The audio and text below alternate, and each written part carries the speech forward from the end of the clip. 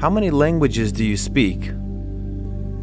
How many languages do you speak? How many languages do you speak? I speak 3 languages. I speak 3 languages. I speak 3 languages. I can't speak English. I can't speak English. I can't speak English. Do you know how it's pronounced? Do you know how it's pronounced? Do you know how it's pronounced? His pronunciation is very good. His pronunciation is very good. His pronunciation is very good. Do you promise me that you will go? Do you promise me that you will go? Do you promise me that you will go? I promise. I promise. I promise. He prevented me from going to the event. He prevented me from going to the event. He prevented me from going to the event. The tire is flat. The tire is flat. The tire is flat. There was a fire in the kitchen. There was a fire in the kitchen. There was a fire in the kitchen. Please don't be so loud. Please don't be so loud. Please don't be so loud. Speak more quietly. Speak more quietly. Speak more quietly. This is a library. This is a library. This is a library. I'm not full yet. I'm not full yet. I'm not full yet. Are you hungry? Are you hungry? Are you hungry? Yes, I'm starving. Yes, I'm starving. Yes, I'm starving. Let's get something to eat. Let's get something to eat. Let's get something to eat. I'm not really hungry. I'm not really hungry. I'm not really hungry. I'm thirsty. I'm thirsty. I'm thirsty. I want to get something to drink. I wanna get something to drink. I want to get something to drink. Is bottled water okay? Is bottled water okay? Is bottled water okay? Do you have a religion? Do you have a Religion? Do you have a religion? Where is the nearest church? Where is the nearest church? Where is the nearest church? I don't believe you. I don't believe you. I don't believe you. Do you believe me? Do you believe me? Do you believe me? I trust you. I trust you. I trust you. This has been a pain in the neck. This has been a pain in the neck. This has been a pain in the neck. Where does Mr. Waters live? Where does Mr. Waters live? Where does Mr. Waters live? He lives on... Many of my friends have dyed their hair different colors. I don't mean normal hair colors like brown or black. My friends have dyed their hair orange, purple, and blue. I told my mother that I would like to dye my hair green. I explained to my mother that I would only use food coloring. The green would not last forever. My mother said that dyeing your hair was a silly fad. She said that I would not look good with green hair. I said that if I couldn't dye my hair green, maybe I could get a nose ring. My mother said no. I said that maybe a tattoo on my arm would be nice. My mother said, no way. My mother said that she did some crazy things when she was a young girl. She said that she used to iron her hair to make it straight. That sounds quite boring to me. My friend Joan came over. Her hair is dyed bright pink. My father said, nice hair, Joan. I don't think that he really meant it. My mother says that when I am an adult, I can dye my hair whatever crazy color I like, but for now, she would like me to leave my hair its natural color. I tried to tell her that all my friends were doing it. My mother asked, if all your friends were jumping off a cliff, would you do it too? I said, no. I think I'll have to wait to have green hair, but maybe by the time I'm old enough to dye my hair green, I won't want it that color. My mother says that fads change all the time. One day, something might be popular, and the next day it's not in style at all. I'll just have to live without green hair for now. I wonder what the fad will be next month. Why do people dislike other people? Some people don't like other people just because they look different. I think that is silly. I don't think that it is fair to judge someone by the way they look. Some people look very nice, but they are mean or cruel. Some people look very ordinary, but they are incredibly nice. I remember when I was in grade 1. I saw a girl across the room. She had a mean look on her face. I thought to myself that she was probably not a very nice person. I stayed away from her and played with the other children. Then we had to play a game, and the teacher said that she would pick partners for us. The teacher picked the girl with the mean face as my partner. I didn't think that the game would be much fun at all with a partner who seemed as mean as that girl. I walked up to her and said hello. The girl's face changed. She smiled at me, and she began to talk to me. Her mean face disappeared. We had lots of fun playing the game. We laughed a lot and enjoyed each other's company. That girl became my best friend. Now, when I look at her, I see what is inside her. Sometimes she doesn't smile, but I know what she is like.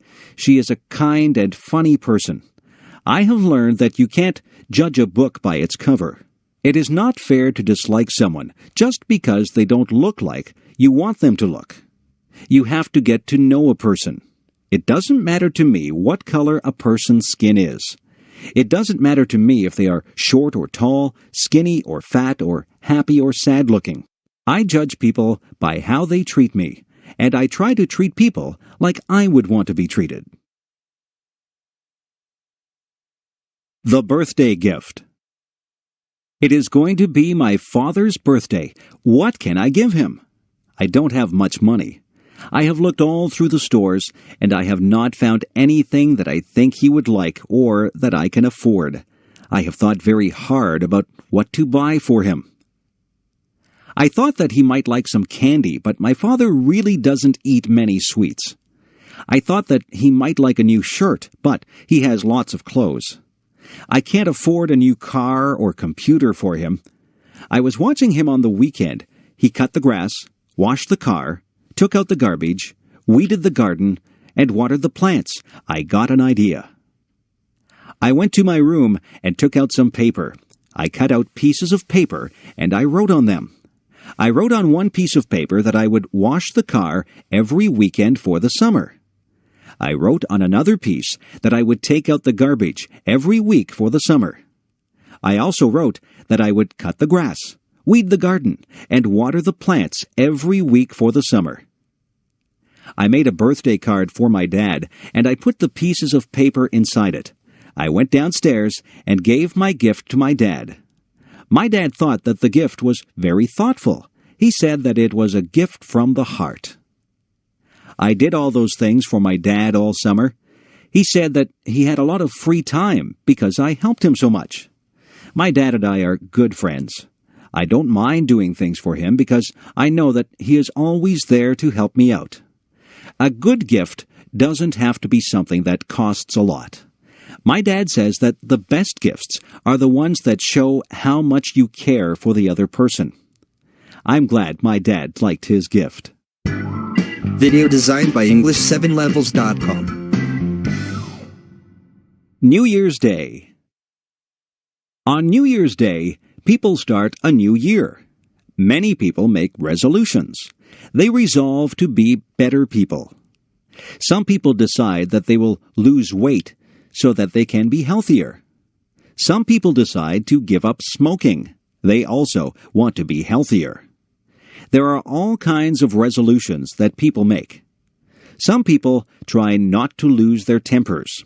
Some people say that they will work harder. There are people who try to give up bad habits. Every year, my brother says that he will stop biting his nails. He stops biting his nails in January, but by February, he always starts again. That is the thing about New Year's resolutions. People seldom keep them. Everybody starts out with good intentions, but it is very hard to stick with them. I don't make New Year's resolutions. I find that I just break them. I just work day by day to break my bad habits.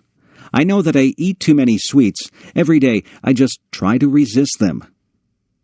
I think that every day is a new day, regardless of whether it is New Year's Day or not. Bad habits are hard to break. The best thing is never to start any bad habits. I don't know if my brother will ever stop biting his nails, but I know that each January he intends to stop. Maybe one of these New Year's days he'll get over that habit. If I could fly. I sometimes imagine what it would be like if I could fly like a bird. Just imagine what it would be like to soar into the sky, flying high above the trees. You could stand on high rooftops and never be afraid of falling. You would see so many things as you flew over rooftops and forests. You would feel incredibly free as you traveled from place to place, not bothered by road signs or traffic jams. If I could fly like a bird, I would start from my backyard and travel through town. I would look down on the houses and factories.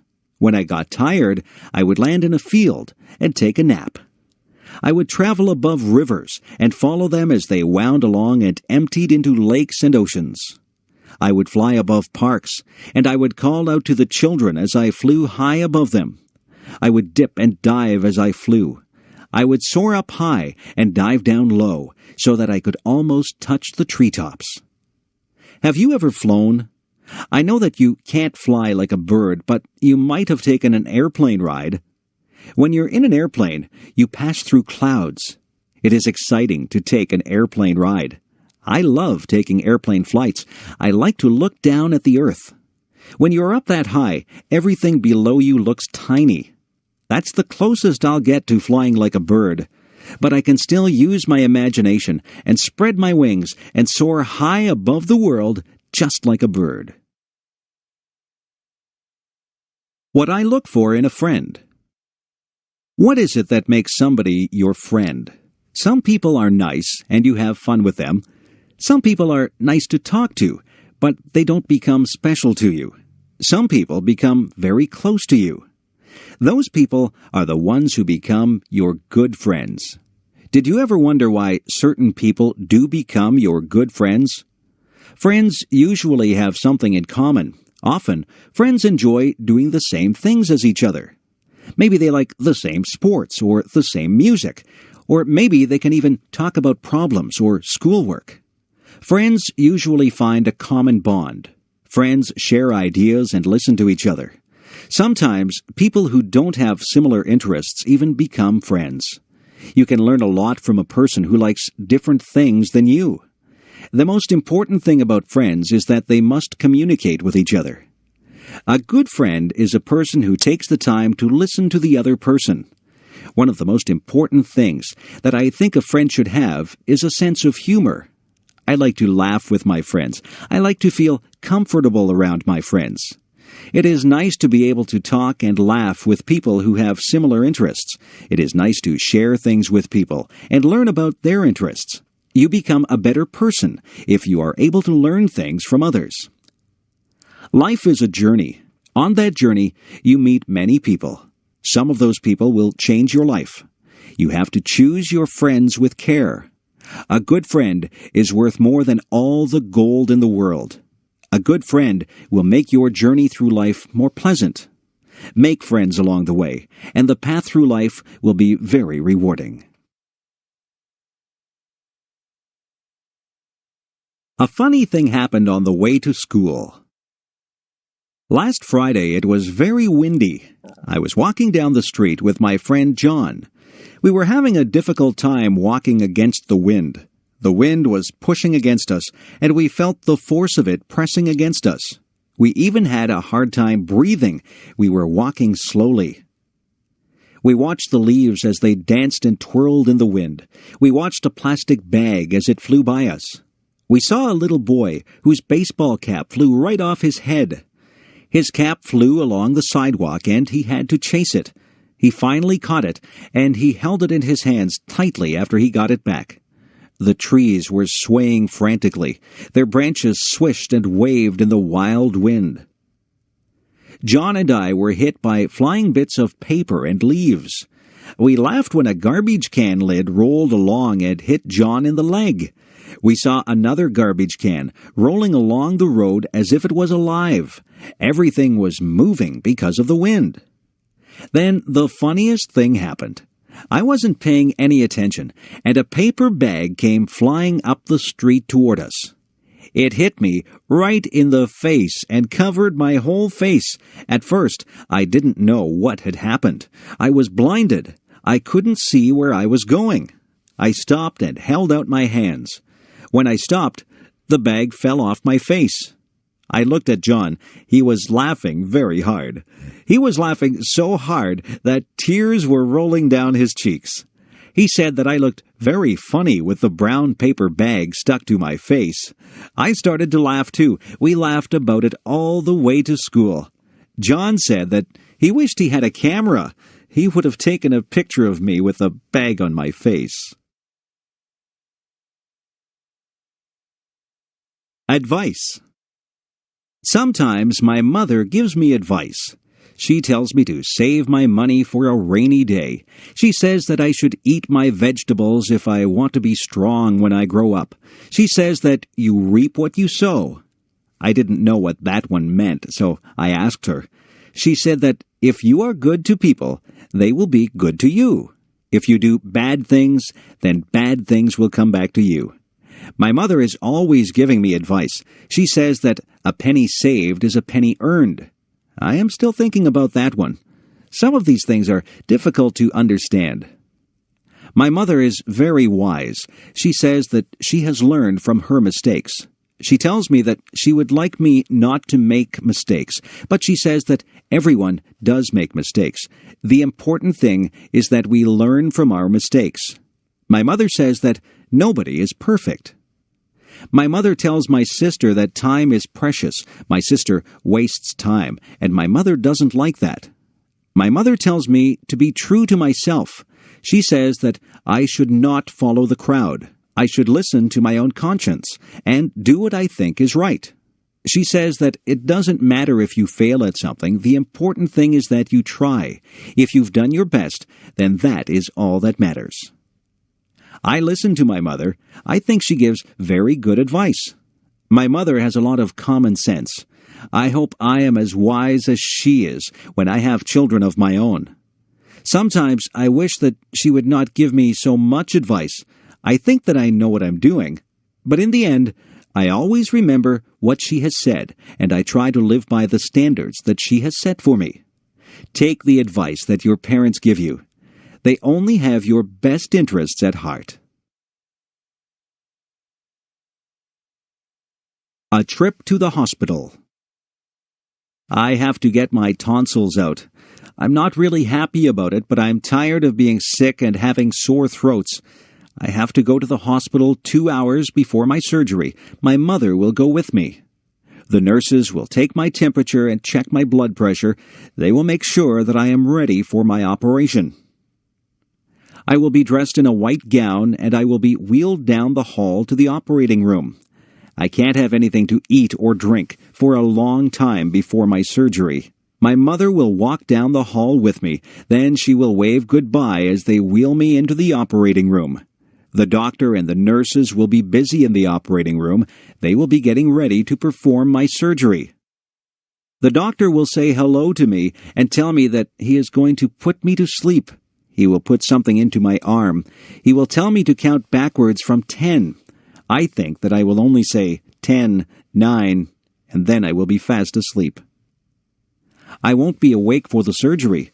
When I wake up, I will be surprised that the surgery is over. My throat will hurt and I probably won't feel very good.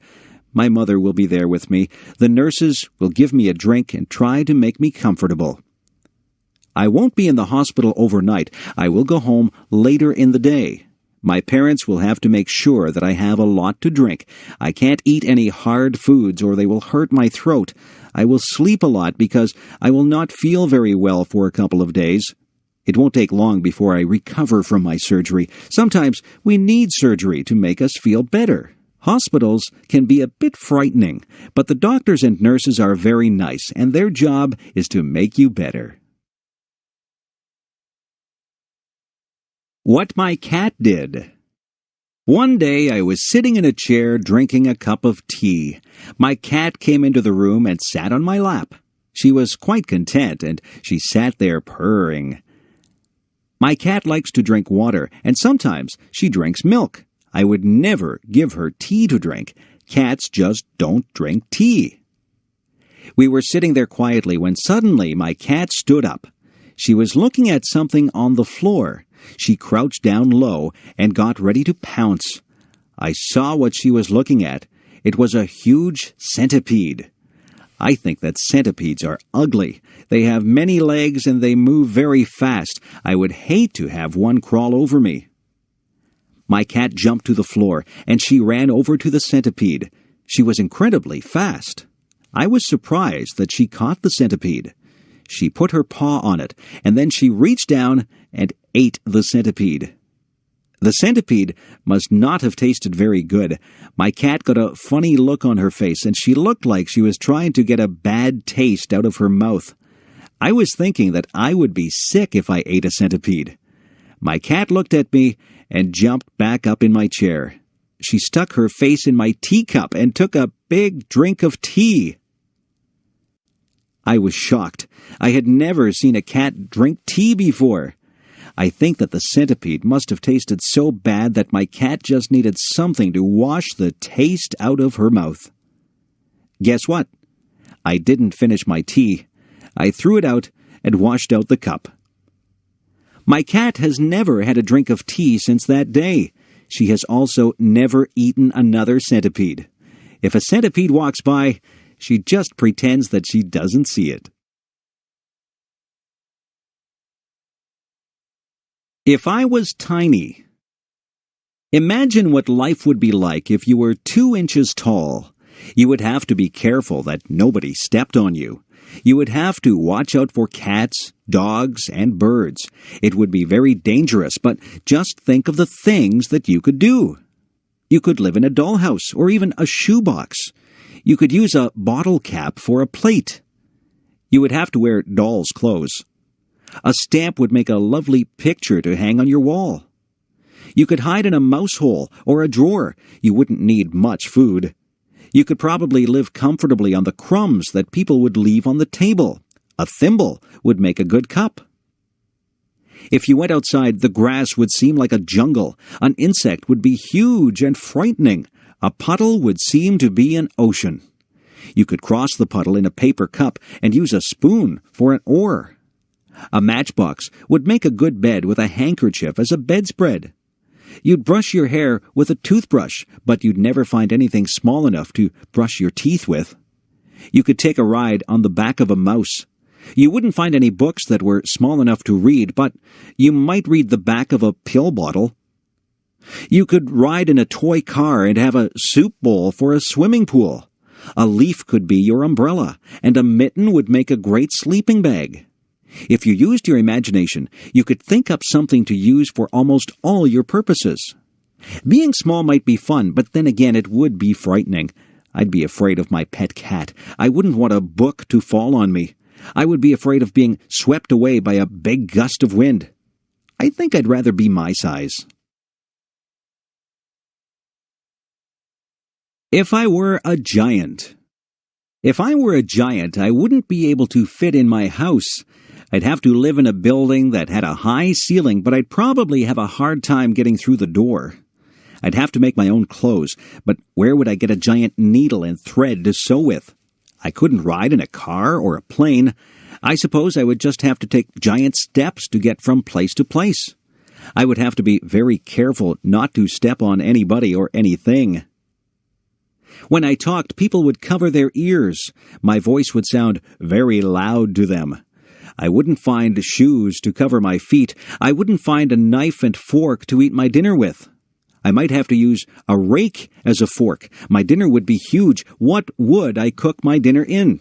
I certainly wouldn't find an oven big enough to put my dinner in. If I sneezed, it would be like a hurricane. If I fell down, it would be like an earthquake. I wouldn't have any friends because everyone would be too tiny for me to talk to. I think that being a giant would be very lonely. I couldn't have just one apple. I would have to have a lot of apples to fill me up. I would have to drink gallons and gallons of water to quench my thirst. I could never relax under a tree. I would be taller than all the trees. I don't think that being a giant would be fun. I won't ever make a wish to be a giant. I would rather be my height. I'm very happy the way I am. Video designed by English7levels.com. Do people have the right to smoke in public? My father used to smoke. He got very ill. The doctor told him that he had to quit smoking. My father tried for a long time to quit. It was very difficult for him. Smoking is an addiction. After many months, my father finally gave up smoking, but he still craved a cigarette once in a while. He says that quitting smoking is the hardest thing that he has ever done. When my father did smoke, he smoked everywhere. He smoked in restaurants, stores, and many public buildings. Now, you are not allowed to smoke in a lot of public places. When my father smoked, the rules were not so strict. people could smoke just about anywhere. It really wasn't fair to the people who didn't smoke. Their clothes always smelled like smoke, and they breathed in second-hand smoke.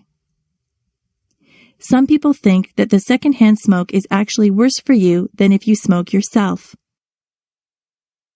People would smoke in their houses, and very young children would inhale the smoke that was in the air. Some people still smoke in their houses, and their children breathe in the smoke. Some restaurants have areas for smokers and non-smokers, but usually the smoke drifts from one area to the other. There are some businesses that have banned smoking altogether. Personally, I think that smoking in public places should be completely banned. I don't think that I should have to breathe in another person's smoke if I choose not to smoke myself. It wouldn't be fair for a non-smoker to get lung cancer because they had to be in a place where smokers were allowed to light up. I know that smoking is a powerful addiction and that it is very difficult to quit, but smokers should restrict their smoking to places where there is nobody else around. Lung cancer is an awful disease. Nobody should have to suffer with lung cancer. People should be educated about the dangers of smoking. Smoking should be banned in public places, but eventually I would like to believe that fewer people will smoke. It would be nice to live in a smoke-free environment. My favorite bedtime story. Every night when I was little, my mother would read me a bedtime story. My favorite story was Tom's Midnight Garden. This was a story by Philippa Pierce. It was quite a long book, and it took quite a few nights for my mother to read the entire book to me. In Tom's Midnight Garden, Tom moves to the city to stay with his aunt and uncle. He is very bored at their apartment. They have no children, so Tom has nothing to do. One night, the clock strikes 13 times. Tom knows that this is impossible. A clock can only strike up to 12 times. He sneaks downstairs and goes outside. When he goes outside, there is a wonderful garden that wasn't there the day before. The next day, Tom goes outside and finds there is no garden. The garden only seems to appear at night. Every night, Tom slips out to this wonderful garden and meets some people in the garden. He meets a girl named Hattie. Hattie and Tom become very good friends in this garden. Some very strange things happen in this book. There are some coincidences that keep you guessing about what is really going on. The surprise ending is wonderful. I really enjoyed Tom's Midnight Garden, and I was very sad when my mother and I came to the end of the book. I felt that I had visited the magical garden with Tom. It is a book that I will remember all my life. If I found a magic lamp. If I was walking down the beach one day and I happened to bump my toe on a magic lamp, I would pick it up and rub it. If it was a real magic lamp, but I don't believe that there really is a magic lamp, a genie would pop out in a cloud of smoke and he would call me Master. He would say that he would grant me 3 wishes. I would have to think very hard about those wishes because I wouldn't want to waste them. I don't think I'd want millions of dollars. Money doesn't buy happiness, or so they say. I might wish for good health, because if your health isn't good, you won't be able to enjoy anything. Some people might wish for beauty, but beauty is only skin deep. Some people would wish for a mansion or a beautiful car or a big boat. I don't want any of those things.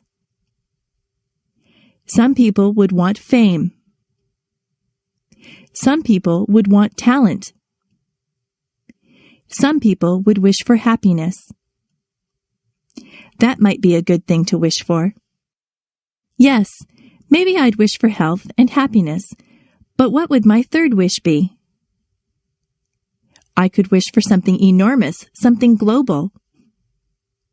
I could wish for world peace. That would be a wonderful thing if somebody could grant me that. Yes, that would probably be my third wish. It's too bad there aren't any genies inside magic lamps.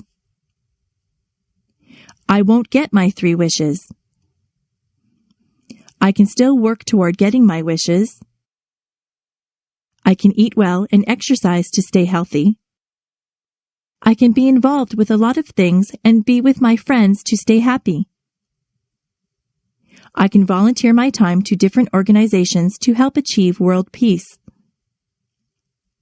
I can do my fair share in my community to help others. That's how I can get my 3 wishes, not through a magic lamp. I can only get what I want through self-determination and hard work. That is the key to getting your wishes fulfilled. Superstitions. I am not superstitious, are you? Yesterday was Friday the 13th. Some people think that Friday the 13th is an unlucky day. I think that it is just like any other day. Some people believe that if a black cat crosses your path, you will have bad luck. I don't believe that either. My mother always gets upset if I open an umbrella in the house. She says that is bad luck. She is probably right about that one because an open umbrella would take up a lot of space and you might knock things over. If your left hand is itchy, you are supposed to get money. I have had an itchy left hand before, but I haven't received any money because of it. It is bad luck to walk under a ladder. That is probably true because you might knock somebody off the ladder or have a can of paint fall on top of you. If you are acting in a play, it is bad luck if someone says, "Good luck" to you. This is very confusing. You are supposed to tell an actor to break a leg. It doesn't mean that you want the actor to break his leg. It means good luck to the actor. Actors have a lot of superstitions that are very unusual. I am not superstitious. I don't believe in superstitions at all. It is just fun to learn about superstitions. Some of them are very old and have been passed down from generation to generation. I once did a project at school on superstitions. It was a very interesting topic, and I got a good mark for it. Help. Did you ever have to call for help? Were you ever in a situation that was an emergency? It is good to know what to do in case of an emergency. You should always know how to get in touch with the police and fire departments. I have read stories where very young boys or girls have called the police and saved their friends or family members' lives because they knew just who to get a hold of. If you see a fire, you should call the fire department. A lot of tragedies have been prevented because the calls have been made quickly. It is important that emergency vehicles arrive very quickly. That is why those vehicles have sirens. When their sirens go, it means to get out of the way. Policemen, firemen, and ambulance attendants are trained to handle very difficult situations. They often save people's lives.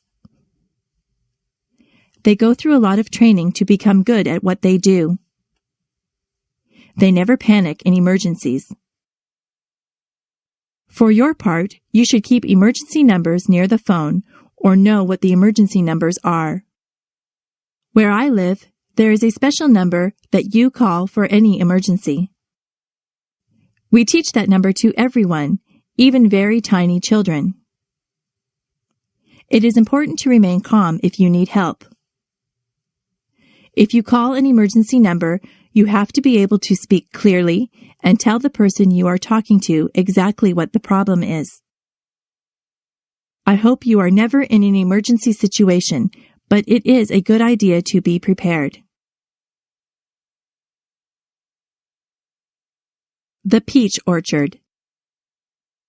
When I was very young, I lived near a peach orchard. Now there is a park where the orchard used to be.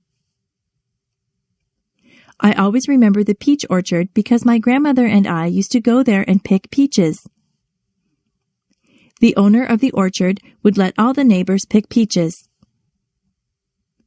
It's not the fact that I used to get many ripe, tasty peaches that I remember. It's the time that I used to spend with my grandmother that I remember. My grandmother was very old, but she was very healthy.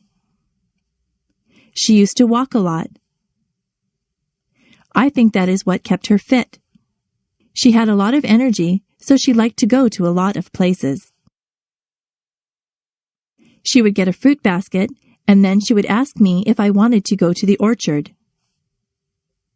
I always said yes because I enjoyed walking through the orchard on a sunny day. We never climbed up on a ladder to reach the peaches. We just reached for the low-hanging fruit. My grandmother and I used to talk all the time that we were out there. It was nice to spend time with her. She told me many stories about when she was a young girl. We laughed and got to know each other better. My grandmother only visited us during the summer. She lived in California and I lived in Niagara Falls, so we didn't get to spend a lot of time with each other.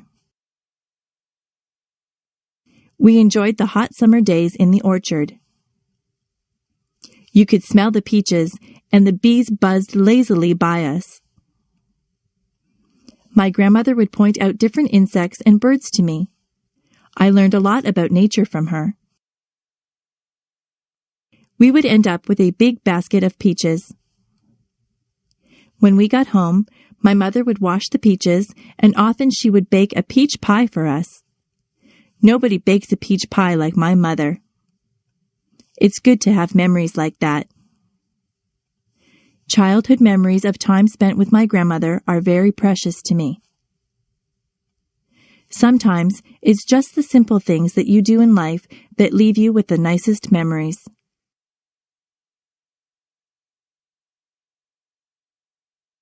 Learning to dance.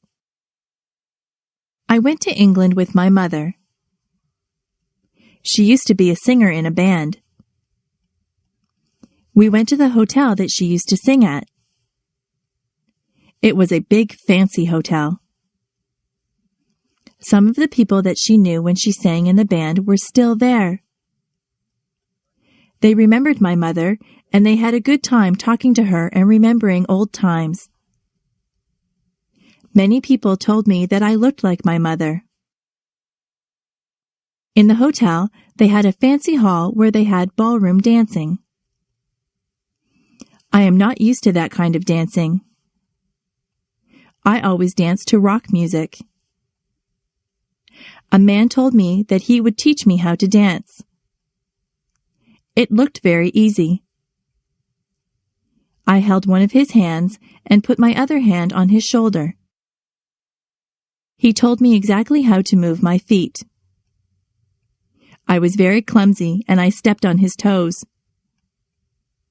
He was patient with me and he counted 1, 2, 3. I tried to waltz with him. I would start out pretty well, but then I would get mixed up and stand on his toes again. The man laughed about it. I told him that I wasn't a very good dancer, but he said that I was good for a beginner. I think he was just being polite. The man asked my mother to dance. My mother is a very good dancer. I didn't know that about her. She never stepped on the man's toes once. The man thanked us for dancing with him, and I thanked him for giving me dancing lessons.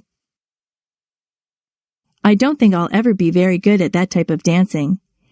Each generation has a specific type of dancing. The way that I dance is different from the way that my mother dances. The way that I dance doesn't involve moving your feet too much. I'm not too good at fancy steps.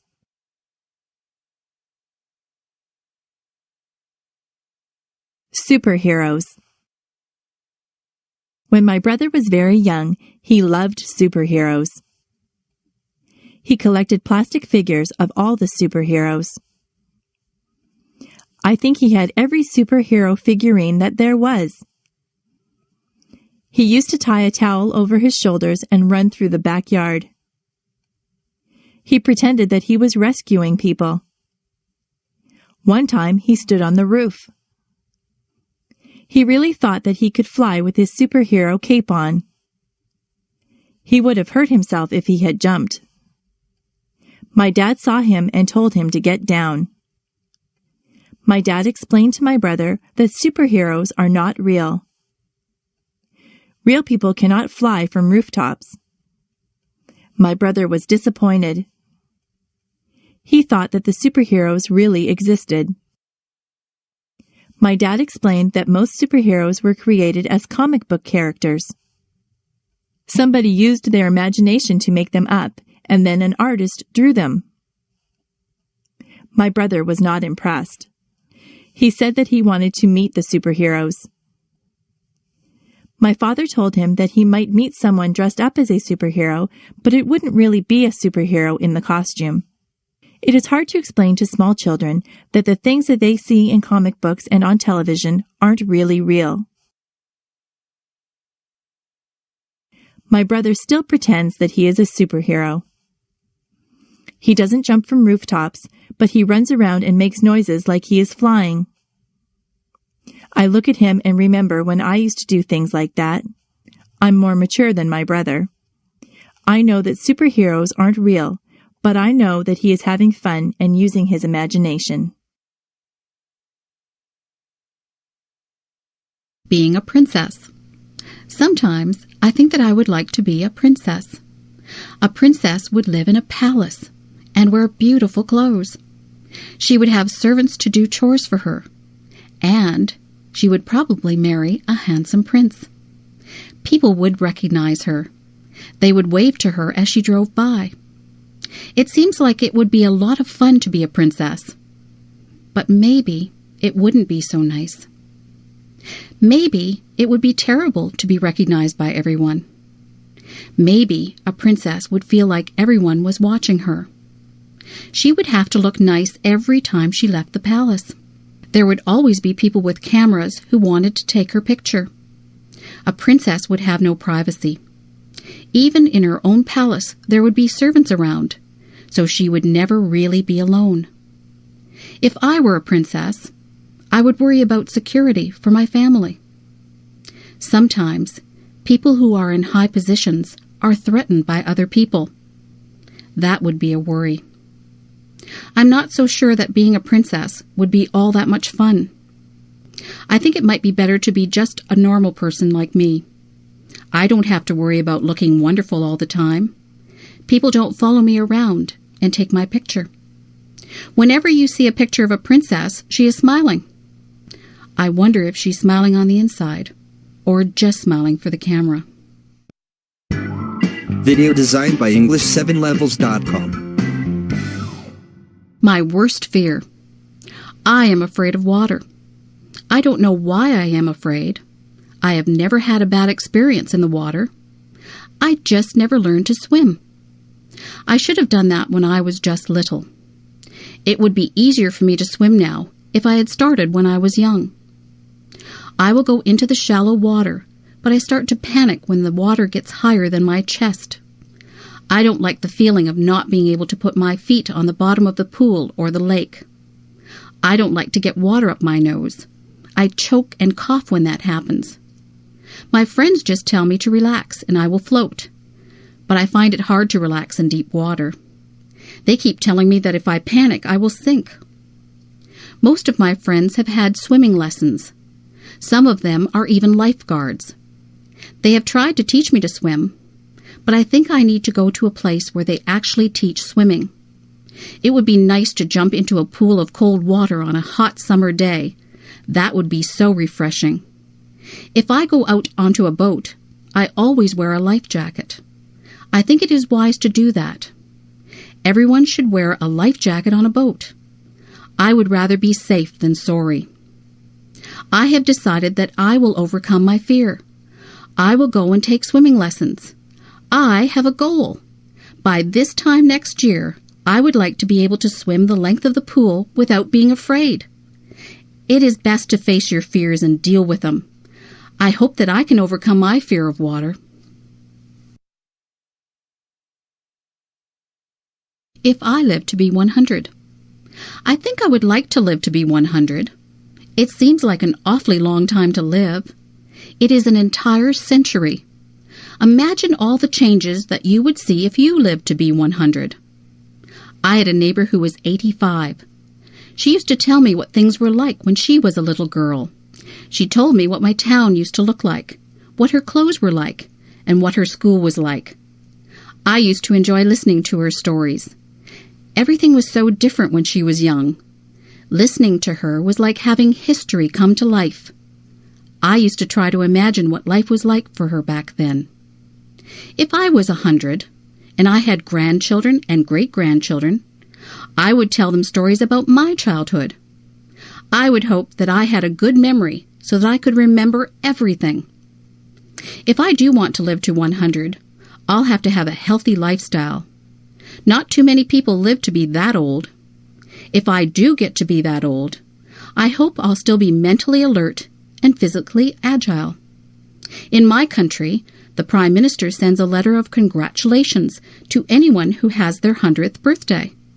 People who live to be 100 are very special. Maybe in the future, with better medical care and healthier lifestyles, more people will live to be 100. If I live to be 100, I'll have a birthday cake. But I won't put 100 candles on the cake. I could never blow out 100 candles.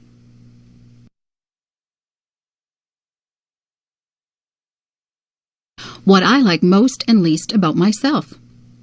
I was trying to think up the best and the worst things about myself. I think the best thing about me is that I am very friendly. I have a lot of friends, and they all like me. I try to be good to my friends. I don't often have arguments with people. I think that I am quite easy to get along with. The worst thing about me is that I sometimes feel sad. Sometimes I don't feel sad for any particular reason. I just get into moods where I am depressed. Sometimes there is a reason to be sad. I was sad when my pet frog died. I was sad when I lost my favorite baseball card. On those days, I'm still nice to my friends, but inside I feel like there is a heavy weight in my chest. I think that everyone feels sadness sometimes.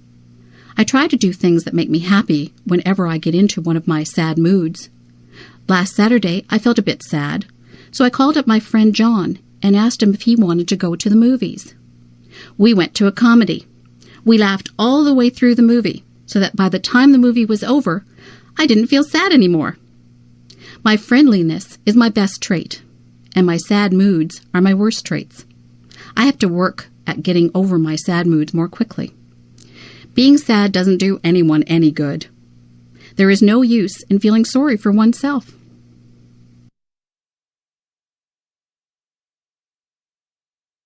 The trunk in the attic. Last month, my grandmother asked me if I could help her to clean out her attic. I was happy that she asked me. My grandmother says that her attic is full of junk.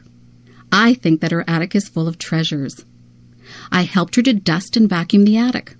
I pulled and pushed around boxes and crates. I helped her to wash the floors and walls. My favorite thing that I did was to sort through the old trunk that she had up there. The trunk had a rusty latch on it.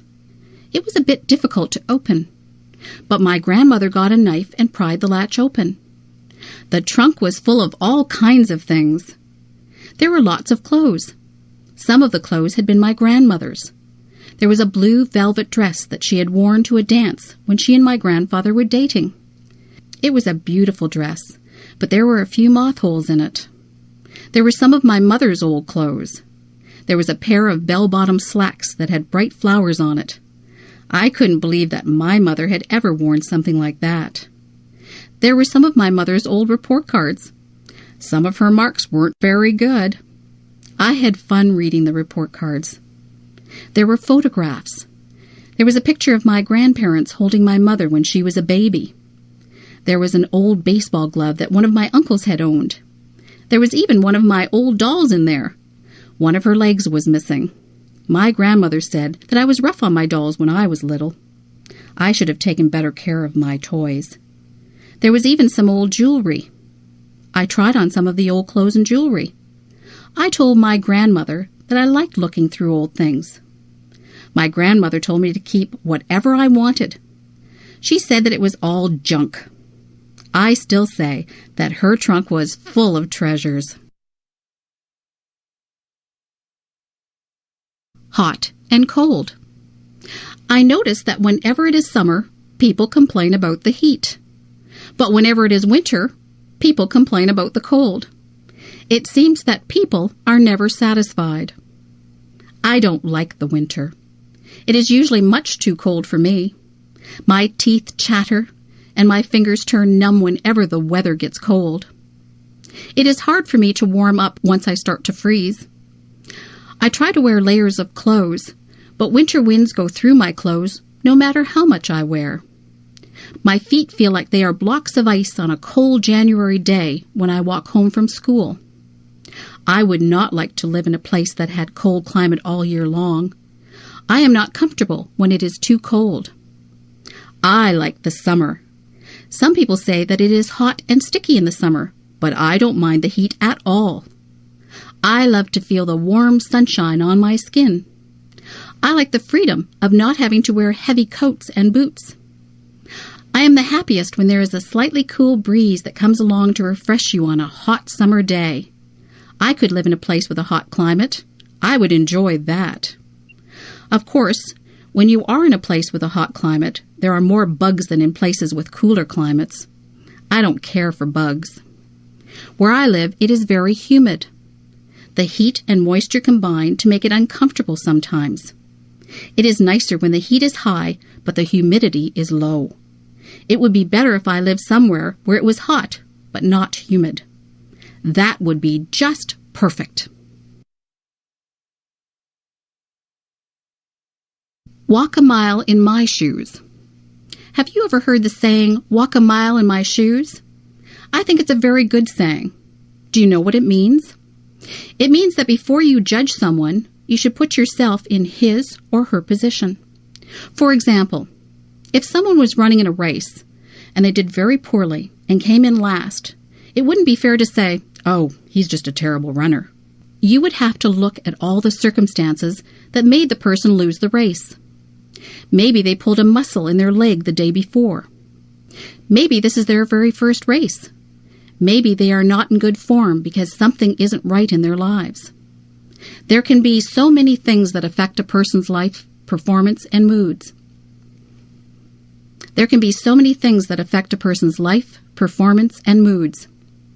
If someone was very quiet at a party, you couldn't just... Even if someone tells you what he or she is experiencing, you still won't fully understand what is going on inside the other person. Everyone perceives and feels things differently. To walk a mile in someone else's shoes is to try and understand things from that person's perspective.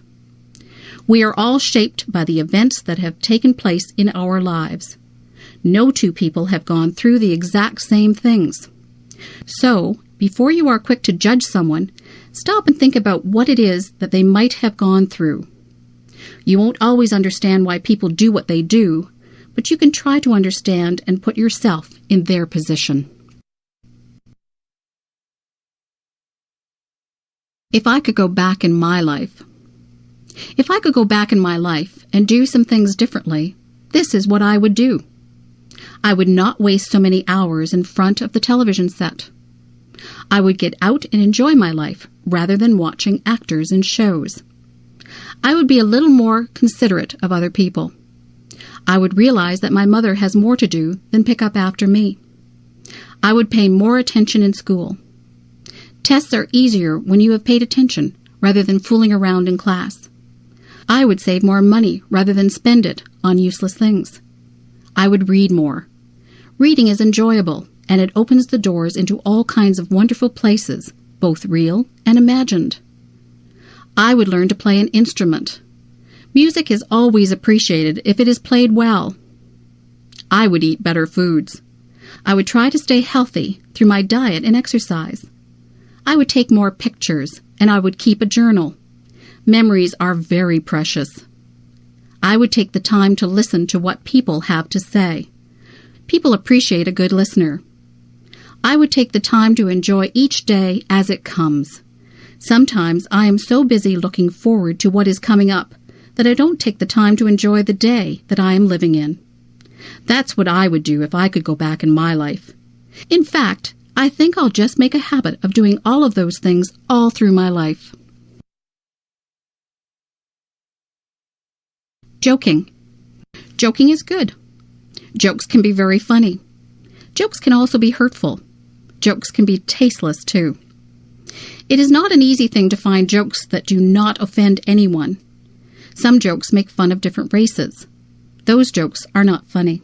They are hurtful. It is not right to tell racist jokes. Many jokes use bad language or are about questionable subject matter. These jokes are also not acceptable. Many people are highly offended by rude jokes. What some people find funny, others will not. Comedy is a very personal thing. Some people like slapstick comedy. That is the kind of comedy that the Three Stooges use. Some people like very subtle humor. Some people will laugh at just about anything. Sometimes it is not appropriate to laugh, but you feel like laughing anyway. Did you ever see anyone fall down? Did you feel like laughing when they fell down? You were probably worried that they had hurt themselves, yet the way that they fell was so funny that you felt like laughing. It's not funny when someone falls, but you can't help but laugh even though you try to hide it. Jokes and comedy differ from culture to culture. Many people from other countries come here and don't understand our comedy. Jokes and comedies are often geared toward our environment. Sometimes comedians make fun of the things that we do in our day-to-day lives, like going to the bank or going grocery shopping. We can all relate to that. Being a comedian is not an easy job. Telling jokes and making people laugh is extremely difficult. Jokes are fun, and they are funny if they are good. Jokes can get you into a lot of trouble if they are inappropriate, and sometimes they're just not funny and nobody laughs. Here's a joke. Why does the cow wear a bell? Because its horns don't work. Do you get it? Do you think it is funny? Well, maybe it's not that funny. I told you that it was difficult being a comedian. Drugs. There are two different types of drugs. There are legal drugs and there are illegal drugs. Legal drugs are the type of drugs that the doctor gives you when you are sick. Illegal drugs are the drugs that people sell on the street. Illegal drugs are very dangerous. If someone ever wants you to try any type of substance that you are not sure about, you should always say no. People who sell drugs on the street are criminals. If they get caught, they will be sent to jail. They sell drugs to get money. They don't care that people's lives are ruined from taking drugs. If you take illegal drugs, you can become addicted to them. That means that you just have to have the drug no matter what. Some people steal from other people to get money to buy drugs. Drugs affect your mind. If you take drugs, you will not be able to think clearly. Your marks in school will drop. Your memory won't be very good. Your personality won't be the same. It is very unfortunate that some people do try drugs. They think that it won't hurt them. They are wrong. If you are smart, you will stay away from all drugs, except for the ones that the doctor gives you. Drugs are just bad news. If you know someone who is thinking about trying drugs, tell them that their entire life could be ruined. In America, they have a saying, just say no to drugs. It is a good saying, but I think I would rather say, I'm just too smart to take drugs.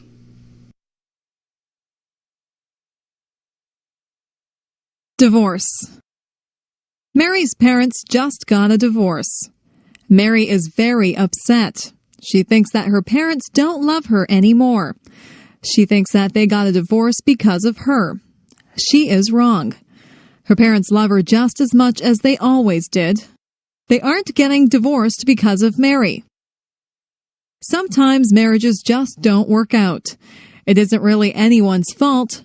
Marriage isn't easy. It is hard for two people to stay together for a lifetime. Sometimes people change as they get older and they move on. Some people have perfectly good marriages and they stay together for their entire lives. Divorce doesn't happen because the parents don't love the children anymore.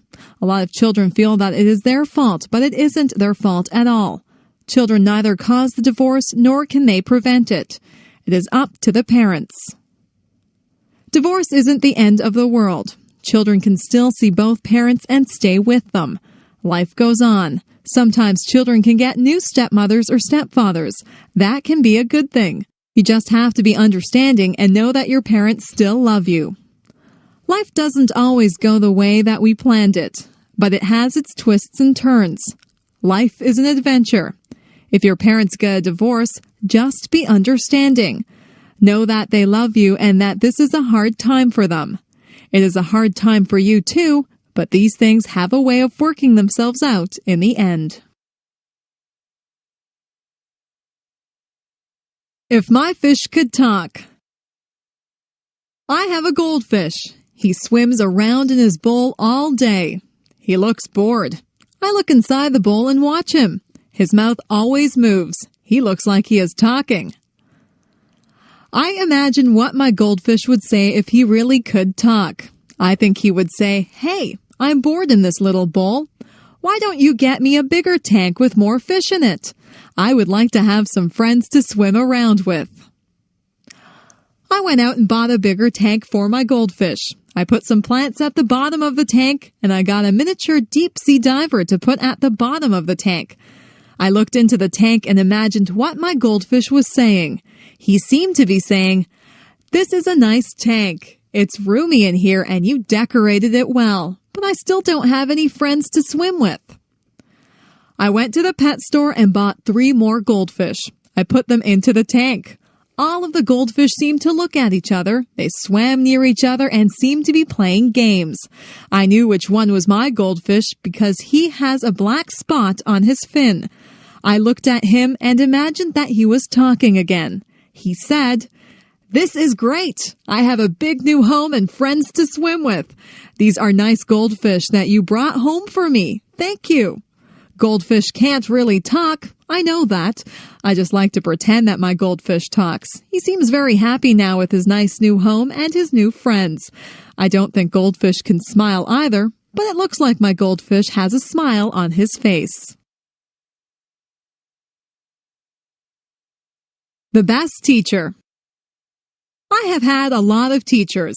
Some of them were good and some of them were boring. There is one teacher whom I remember very well. He is the best teacher that I ever had. His name was Mr. Alban. He was a history teacher. History is not my favorite subject. I don't really enjoy history a lot.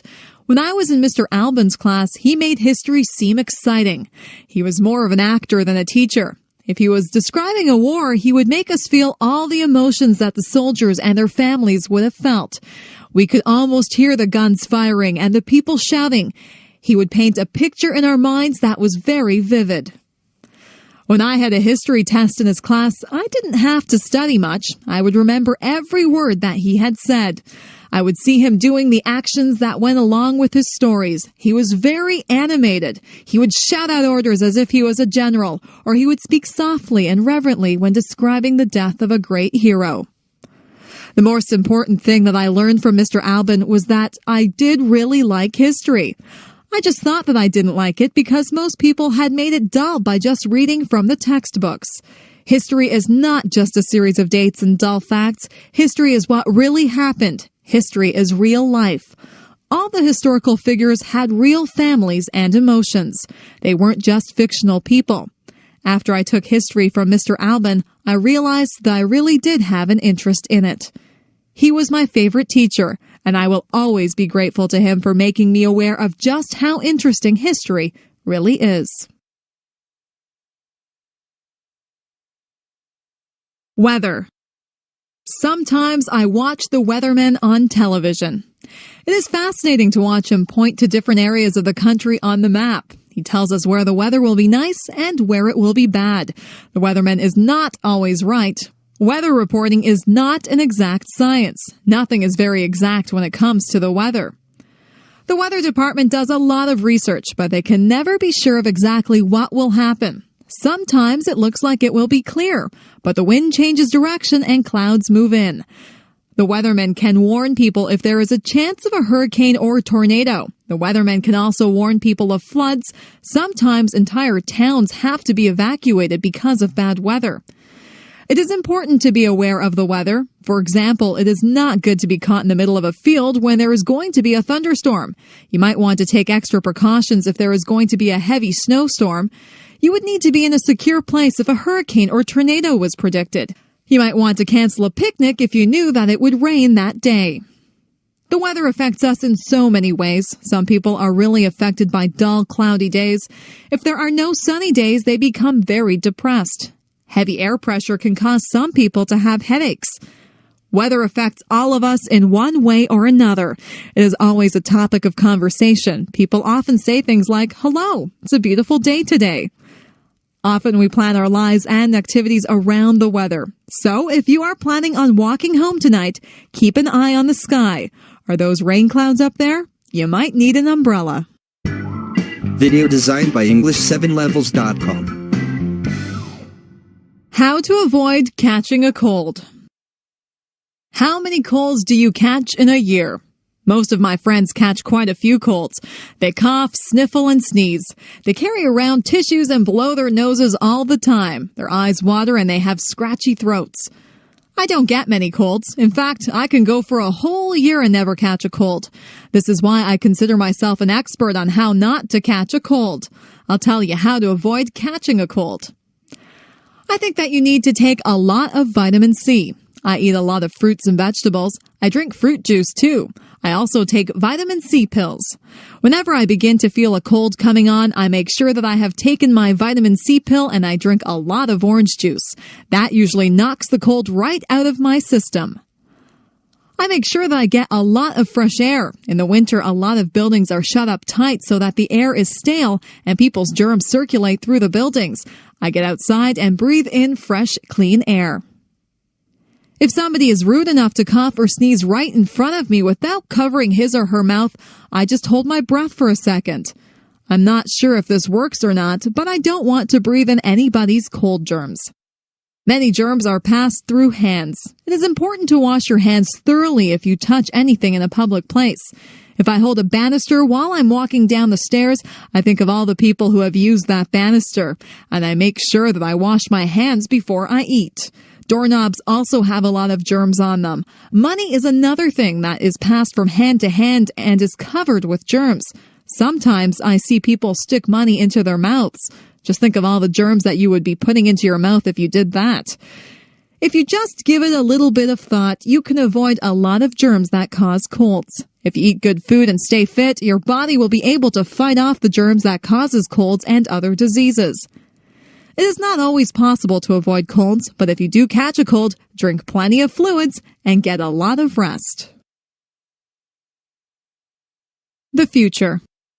I sometimes wonder what life will be like in the future.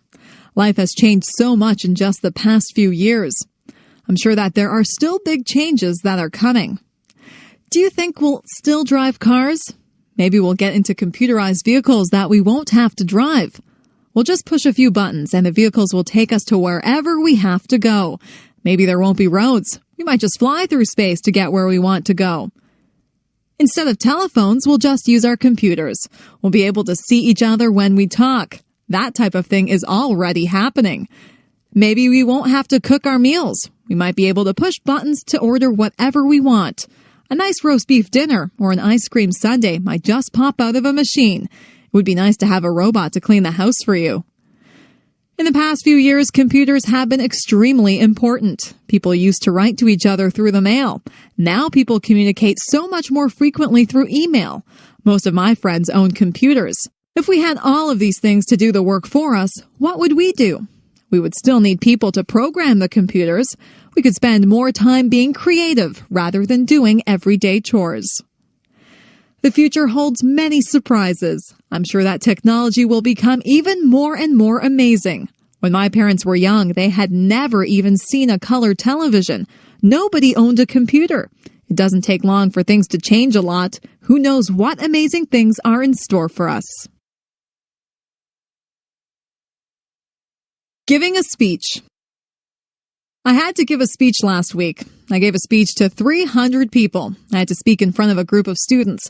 I had to tell them about a campaign that we were having to raise money for cancer research. Giving a speech can be a difficult thing. When you stand in front of a big crowd, you can get very nervous. Some people feel like they have weak knees. Their legs feel as if they are made of rubber. Their heart beats very hard inside of their chest. Their palms get sweaty. Some people even become short of breath. For some people, giving a speech is their worst fear. When you give a speech, everyone is looking at you. They are waiting to hear what you have to say. When you have 300 people looking at you, you have 600 eyes that are on you. It is a little frightening when you think of it that way. Before I give a speech, I take 3 big breaths. I calm myself and I remind myself that what I have to say is important. I like to be sure of what I am going to say, so I practice my speech in front of a mirror at home. I like to look like I am relaxed and friendly. They say that practice makes perfect, so the more speeches that you give, the better you will become at it. Whenever I have to give a speech, I imagine that the audience is just one big person. I look out into the audience until I find a friendly, smiling face. I focus on that person, and I pretend that I am just talking to them. I've become used to giving speeches. I am more relaxed now than I used to be. People tell me that I do not look nervous at all. I like to hear that. Sometimes I do feel a little flutter of nervousness, but I just ignore it and do the best that I can. Giving a speech is not as scary as it appears to be. Anyone can do it with a little practice. Moving to another country. My friend Steve moved to another country. He had lived in Canada all his life and he moved to Japan. Life in Japan was very different for Steve than what he was used to. At first, Steve suffered from culture shock. His whole life seemed different. He was not used to the way of life in Japan. Steve was not used to the large crowds of people that walked up and down the streets in Japan. In his hometown in Canada, the streets were fairly quiet. Steve had to get used to the food. In Japan, the people eat a lot of fish. Steve had never eaten much fish before. Steve wanted pizza, but it was expensive in Japan. Steve said that he had to adjust his eating habits. The people in Japan have different customs than we do here in Canada. Steve didn't want to offend anyone, so he had to learn the customs. He had to learn about what Japanese people considered polite and rude. Sometimes in a foreign country, you can do something to insult someone without even realizing that you are being rude. At first, Steve had trouble with the language. He said that the only way to really learn the language is to talk to people. Steve talked to a lot of people. He made a lot of mistakes, but people were patient with him, and they tried to help him with his Japanese. It wasn't long before Steve felt more comfortable in his new surroundings. You have to be willing to learn new customs and a new language if you move to another country. Steve feels very comfortable in Japan and in Canada now. He is thinking about going to another country now. He thinks that he might like to try and live in Italy. I'm sure that he would get over his culture shock very fast if he moved there.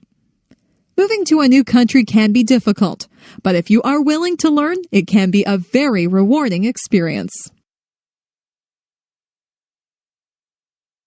Look for the beauty. I have learned that things don't always go the way that they were planned.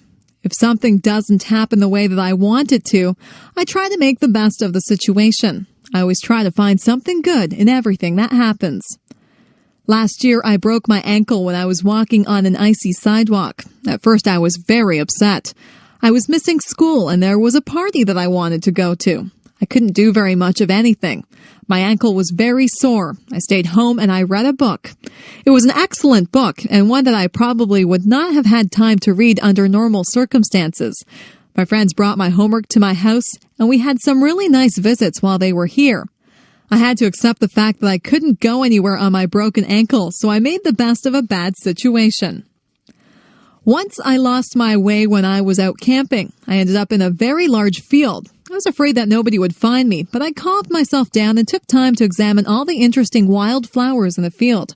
My family did find me. They were surprised at how calm I was. I have learned that there is something valuable inside every adventure and something beautiful inside every person. We had a new boy who came into our class. His clothes weren't in style and he was not particularly handsome. Some of the boys and girls made fun of him. Sometimes people can be really cruel. He seemed to handle it all right, but inside, I knew that it must hurt. Some of my friends and I invited him out with us. We found out that he had a terrific sense of humor, and he is probably one of the nicest people that I have ever met. He has since become one of my best friends. It makes me ashamed when someone that I know judges someone by how they look. It isn't fair to do that. You'll find that something good comes out of almost every situation. You'll find something good about almost everyone that you meet if you look hard enough.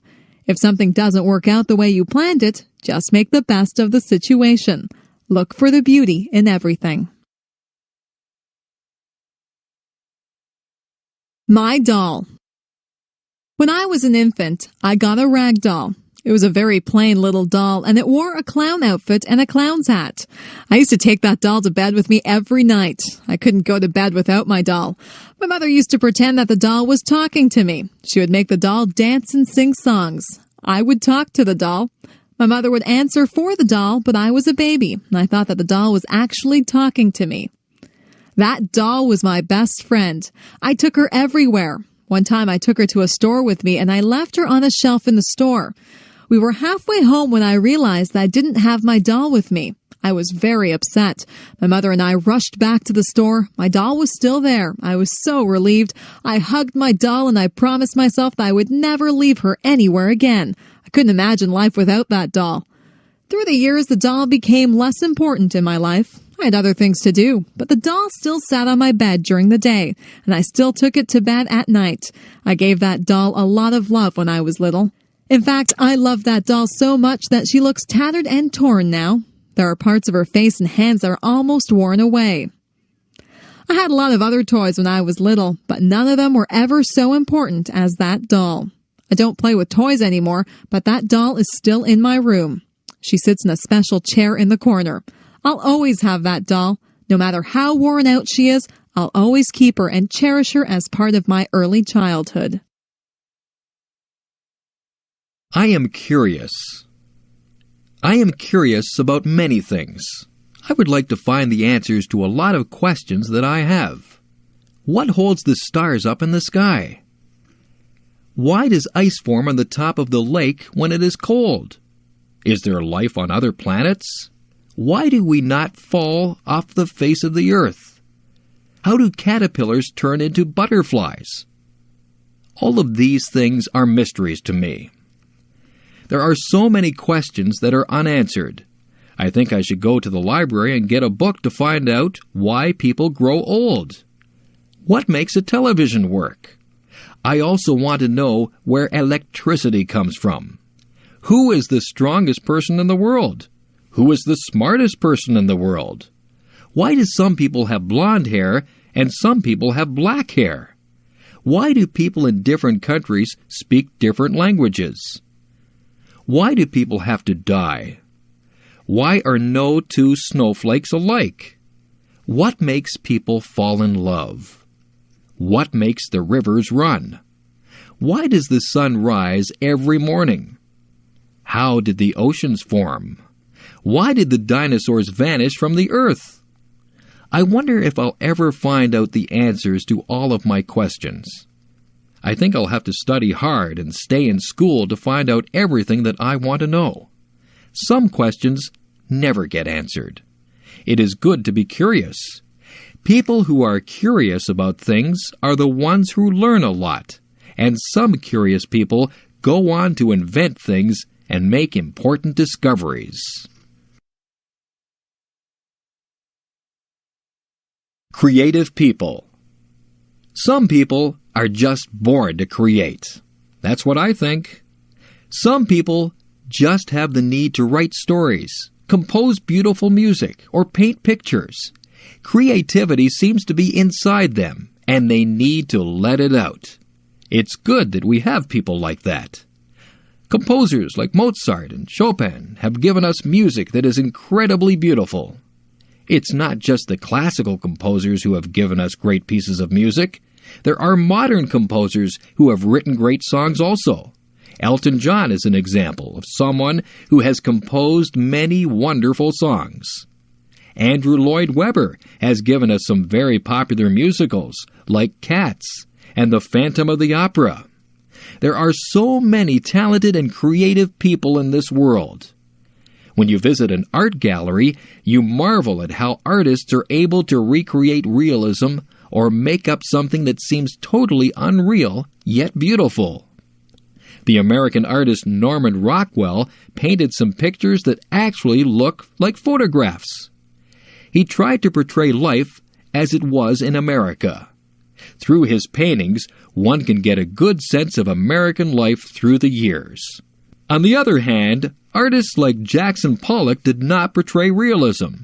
Jackson Pollock painted abstract pictures. His paintings are just as good as Norman Rockwell's, but they are entirely different. Some books that we read are classics. Mark Twain portrayed American life through his characters Tom Sawyer and Huckleberry Finn. Charles Dickens brought Victorian England to life through his books. Most people are familiar with his Christmas Carol, where the mean and miserable Scrooge learns the true meaning of Christmas. People don't have to read the classics. There are modern writers who entertain readers through their stories. Stephen King has written a number of horror stories. Some of his books have even been made into movies. We are lucky to have creative people who share their gifts with us. If you are lucky enough to be creative, you should use your talents to create works of art that we all can share. Career choices. What do you want to be when you grow up? There are so many things that you can be. You might want to work in the field of law. You could be a police officer. You could be a judge or a lawyer. Maybe you'd like to work in the food industry. You could be a cook or a waitress. You might want to manage a hotel dining room. Perhaps you would want to do room service in a hotel. You could be a chef and make fancy meals for people. Maybe show business is what you'd like to be involved in. You could act in television shows or movies. You could sing or play an instrument in a band. If you like to help people, you could go into medicine. You could be a doctor or a nurse. You might be a surgeon and operate on people. There are other jobs in the field of medicine too. You could be an X-ray technician or a lab technician. It takes a lot of education to be a doctor. Maybe you would rather be a teacher. You could teach in a primary school or a high school. If you don't want to work with children, you could become a professor at a university. There are hundreds of other jobs to choose from too. You might want to fix cars or work in a store. You could be a dentist or a veterinarian. You could be a janitor or a zookeeper. There are so many jobs that I just can't name them all. Maybe you'd like to be a minister or an organist at a church. You could be a babysitter or a shop clerk. You might be interested in being an astronaut or a baker. You could work in a bank or at a shop. You could work on a construction crew and build roads and houses. Maybe you'd rather decorate the houses, so you could become an interior decorator. You could cut hair or be a driving instructor. The list is endless. There are even jobs that you may never have heard about. The choice is yours. You just choose whatever you want to be and do your best to become that. I could go on forever. You could work in a library. You could be a factory worker or a fisherman. You could make clothes or build bridges. You could wash windows or be a bricklayer. The possibilities are endless. I need glasses. I have been having trouble seeing the blackboard. Everything is blurry. I keep getting headaches. I told my mother about it, and she made an appointment with the optometrist. I went to a place where they made me read words and letters on a chart. Some of the words were big, and some were very small. I tried to read everything, but sometimes I couldn't see some of the small letters.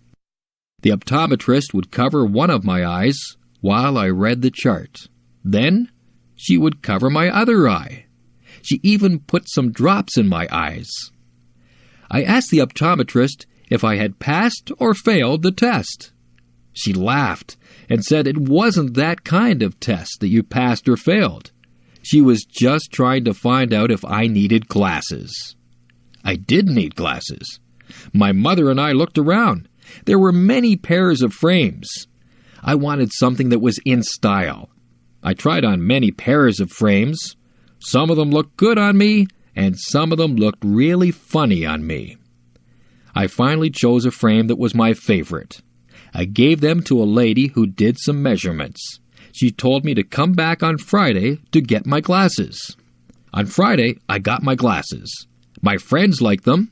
They said I looked smart in my glasses.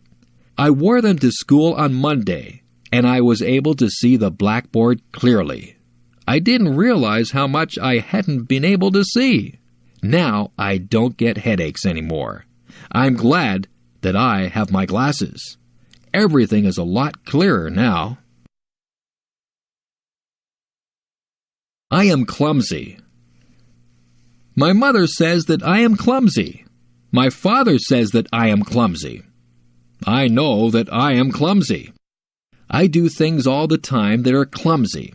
I fall down for no reason at all.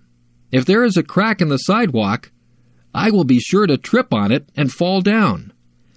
If I carry a plate of food in the cafeteria, I almost always either drop it or bump into someone with it. I don't try to do these things. It just happens. When I drink juice, I miss my mouth and get juice all over my shirt. I always have something spilled on my clothes. Last week I opened a jar of peanut butter.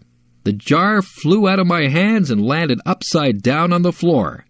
There was a big glob of peanut butter on the floor.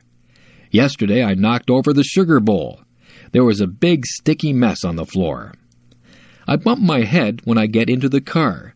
I rip my pants on things. I lose my money out of my pockets.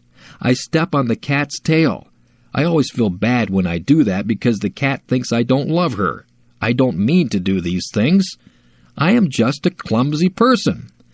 My parents tell me to slow down. I am always in a hurry. Maybe that's why I'm so clumsy. Maybe it's just a stage that I am going through. If it is, I hope it is over soon. Being clumsy is no fun at all. Home alone. I remember the first time that my parents left me home alone. I was very grown up, and I thought that I would be just fine. I was fine for a while. I watched television and had something to eat. I called my friend on the phone, and we talked for a while. Then I sat down to read a book. The house was quiet, very quiet. I found myself listening very carefully. I heard a tap-tap-tapping noise. I wondered where it was coming from. It seemed to be coming from the window. I turned out the lights so that nobody would see me, and I peeked out the window carefully. I was expecting to see a robber tapping at my window. There was nobody there. It was just a tree branch swaying in the breeze and tapping at my window. I felt silly. I turned on the lights and sat back down to read my book. A few minutes later, I heard some creaking noises. I listened carefully. Then I heard a clunking noise. I think it might have been the furnace. Then there was a whirring noise. My imagination began to play tricks on me. I was imagining that there were all kinds of creatures in the house. I told myself to grow up. I wouldn't let my imagination run away with me. I was glad when my parents got home. I told them about all the noises that I had heard. My parents laughed and said that all houses make noises. We're usually just so busy that we don't hear all the noises that go on. I have stayed home alone many times now. I just ignore all the little creaks and noises that I hear. I'm still alert and listen for anything suspicious, but I know that there are lots of noises that are harmless. That tree that taps on my window still frightens me sometimes, but I'm a lot braver now than I was the first time that I stayed home alone. Family. What does the word family mean to you? The easiest way to define family is to talk about who you are related to. Usually there is a mom and a dad, and children who are brothers and sisters. This would be the core family. Then there is the extended family, which would include grandparents, aunts and uncles, cousins, nieces, and nephews, and in-laws. People married to your brothers or sisters, husband or wife. However, I think the word family has a much deeper meaning.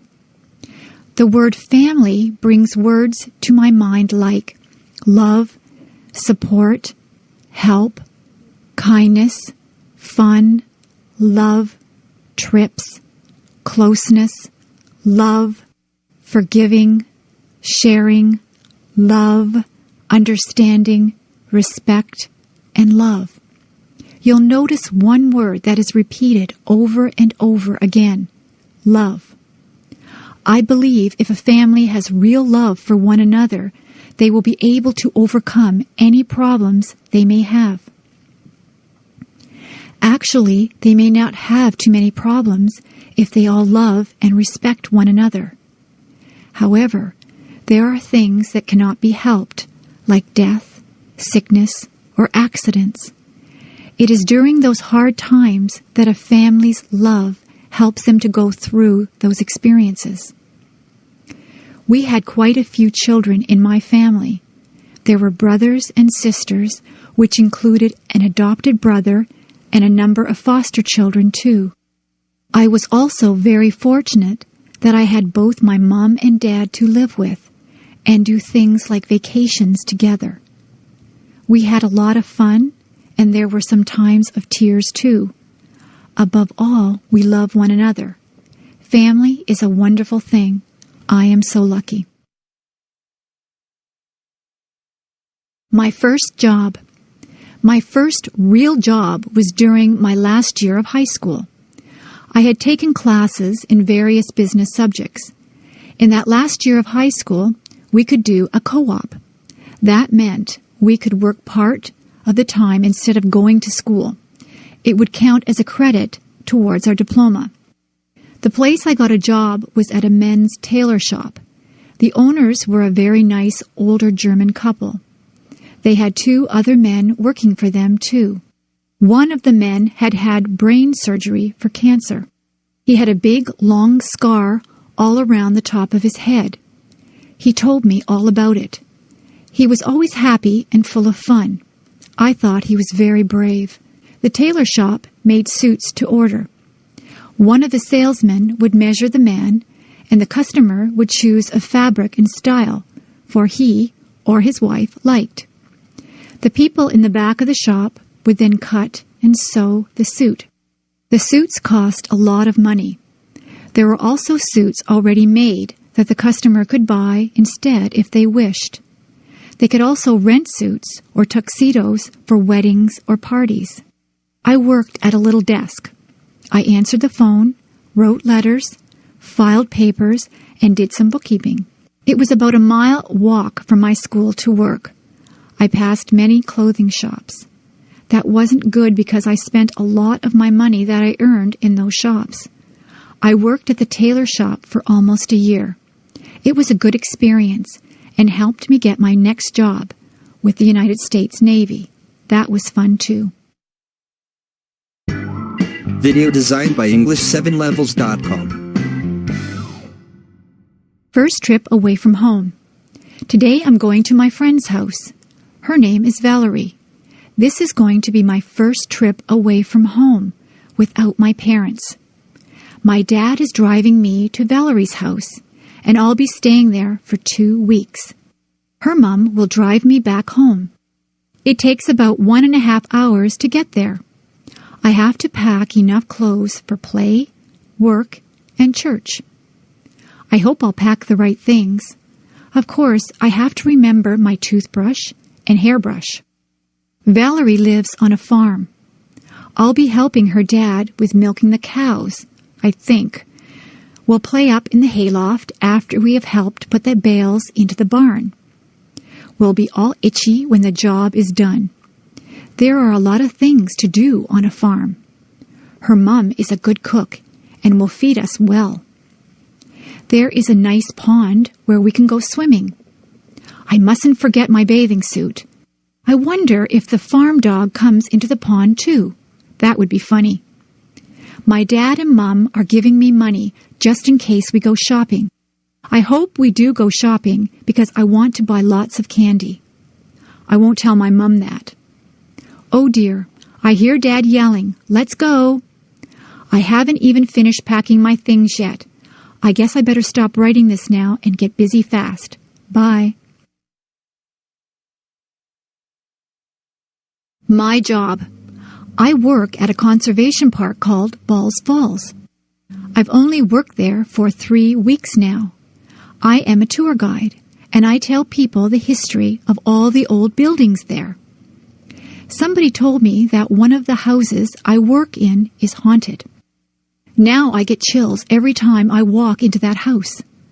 My boss told me that the stories aren't real, but I have an active imagination. Balls Falls is very beautiful. It has 2 different waterfalls, the upper falls and the lower falls. There used to be tons of water cascading over them, which turned a big water wheel to grind grain. However, through the years, the amount of water has really lessened. I love working at Balls Falls because I get to work outside a lot. I'm getting a tan. In July and August, I will be working with kids there at a day camp. I am getting ready now, making different crafts and thinking up fun new games to play. I can't wait to start working with them. I think that will be the best part of the summer. I will be going to work tomorrow. I usually have to work from 9 a.m. to 4:30 p.m. I also like the people I work with. They are very nice. Come to Balls Falls and I'll give you a tour. My hobby. Let's see. Today I might go fly a kite or maybe go for a swim. It is hot outside and I don't know what to do. My mom tells me that I should do something that I like doing on hot days. Since our house is nice and cool, I guess I'll stay inside and work on my hobby. My hobby is something that not a lot of people do. I make and collect bookmarks. To make my bookmarks, I use stickers and special art pencils to draw. I buy the stickers at a mall, usually in a card store. The art pencils are bought in an art store. To make the bookmarks, I start with a piece of paper. I measure out how big I want the bookmark to be with a ruler. I once made a bookmark so big that it couldn't even be used in a very big book. After I measure it, I draw lines so that I can cut it straight. Sometimes I use fancy scissors that cut zigzag or frills. Then I start to decorate them. I like to draw cartoons and flowers on my bookmarks. Sometimes I even put real flowers on them. A lot of the time, I write little sayings on the bookmarks. I like to give my bookmarks to friends and family. Sometimes I even sell my bookmarks to people. I like my hobby. I can draw whatever I want on the bookmarks. Maybe sometime in the future, I will be a famous bookmark maker and even have my own store. If I had $1 million. If I had $1 million, I'd travel the world. I would go to the highest mountain. I would swim the deepest sea. I would probably buy a lot of clothes because I love clothes. More than anything, though, I would want to visit Ireland. I want to see the rolling hills and the green, green grass that everyone talks about. When I think of Ireland, I think of where my family came from many years ago. I am almost all Irish, and I would love to see my family over in Ireland. If I had $1 million, I would buy a Mustang or a Pontiac Sunbird car. I would buy a nice house with a big backyard and an outdoor and indoor pool. I would love to take my family wherever they wanted to go. I would buy them wonderful presents, too. However, I know that money does not buy happiness. It does not buy you friends or family. It may bring some happiness only for the moment, but in the long run, your family is what will be there for you if you love them and are there for them. If I had to pick between $1 million and my family, I would pick my family. The $1 million is a nice dream. If that dream ever comes true and I do get a lot of money, I hope I would use it wisely. A picnic. What a great day for a picnic. We're not only having a picnic, we're having a big bike ride too. We did this last year with a lot of friends also. It was really fun. We meet quite early in the morning in a pretty little town. The town is where the Niagara River flows into Lake Ontario in Canada. The town's name is Niagara-on-the-Lake. Then all of the people, 50 or more, get on their bikes or rollerblades. We go on a bike path beside the river. The path we take is about 11 kilometers or 6 miles long. There are a lot of people using the path, too. We usually stop for an ice cream treat near the end or where we turn around to go back to our cars. It is just before the park where we will have our picnic and a steep hill. Many of the men and boys go up the hill.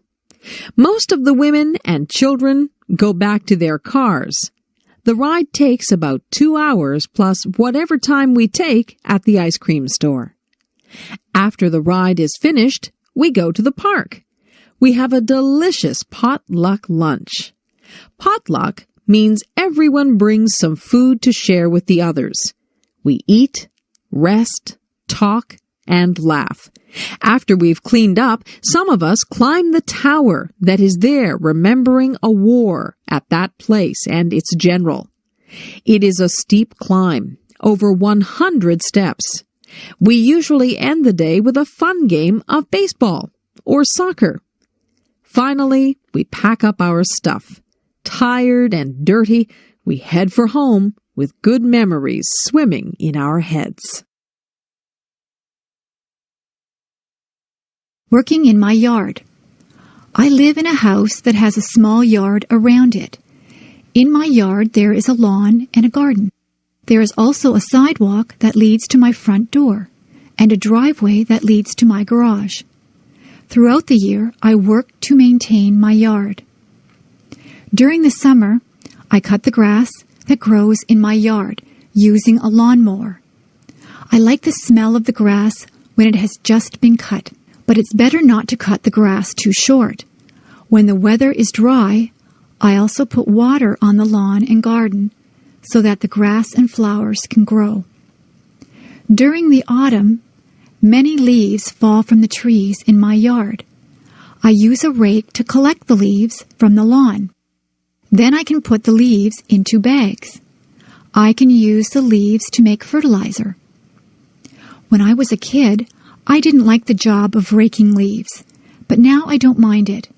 Another job during the autumn is to remove flowers from the garden before cold weather arrives. During the winter, there is no work to do in the lawn or garden because they are covered in snow. But I need to keep the snow off my sidewalk and driveway. Whenever it snows, I use a shovel to clear the snow from the sidewalk and the driveway. Sometimes it snows a lot. If I didn't shovel the snow, it would soon be impossible to get into my house. During the spring, the snow melts. I clean up my yard by sweeping away the dirt and by removing weeds from the lawn and garden. I also put flowers back into the garden. It's nice to see them again after the long, cold winter. When spring comes, the grass grows very quickly, so I need to cut the grass quite often. Working in the yard can be very satisfying work. It's so nice when the lawn and garden are looking green and healthy. Early morning. Yawn. I'm so tired. I don't like getting up in the morning.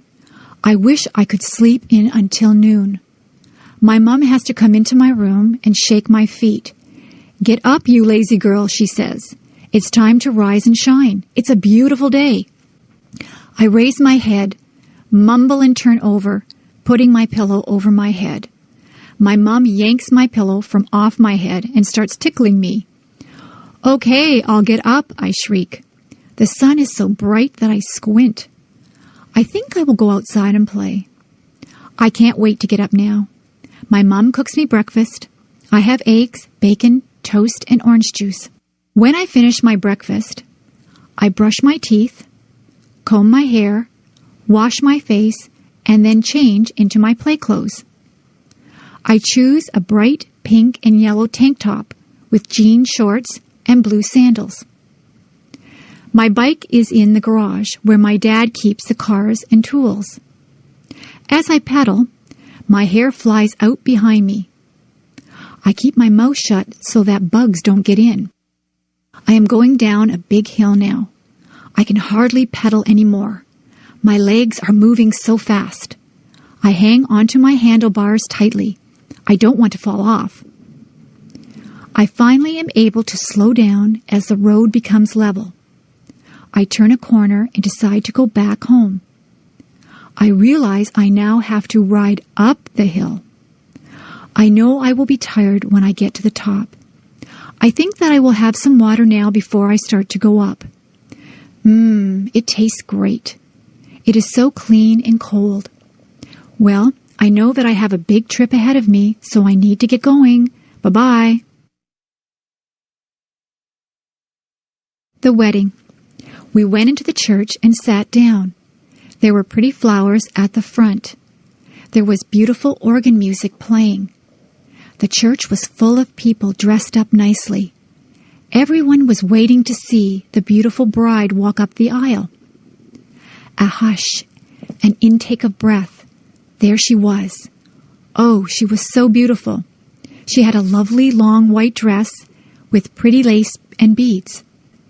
Her hair was swept up off from her face. There were curls flowing down her back. Instead of a veil, she had little flowers in her hair.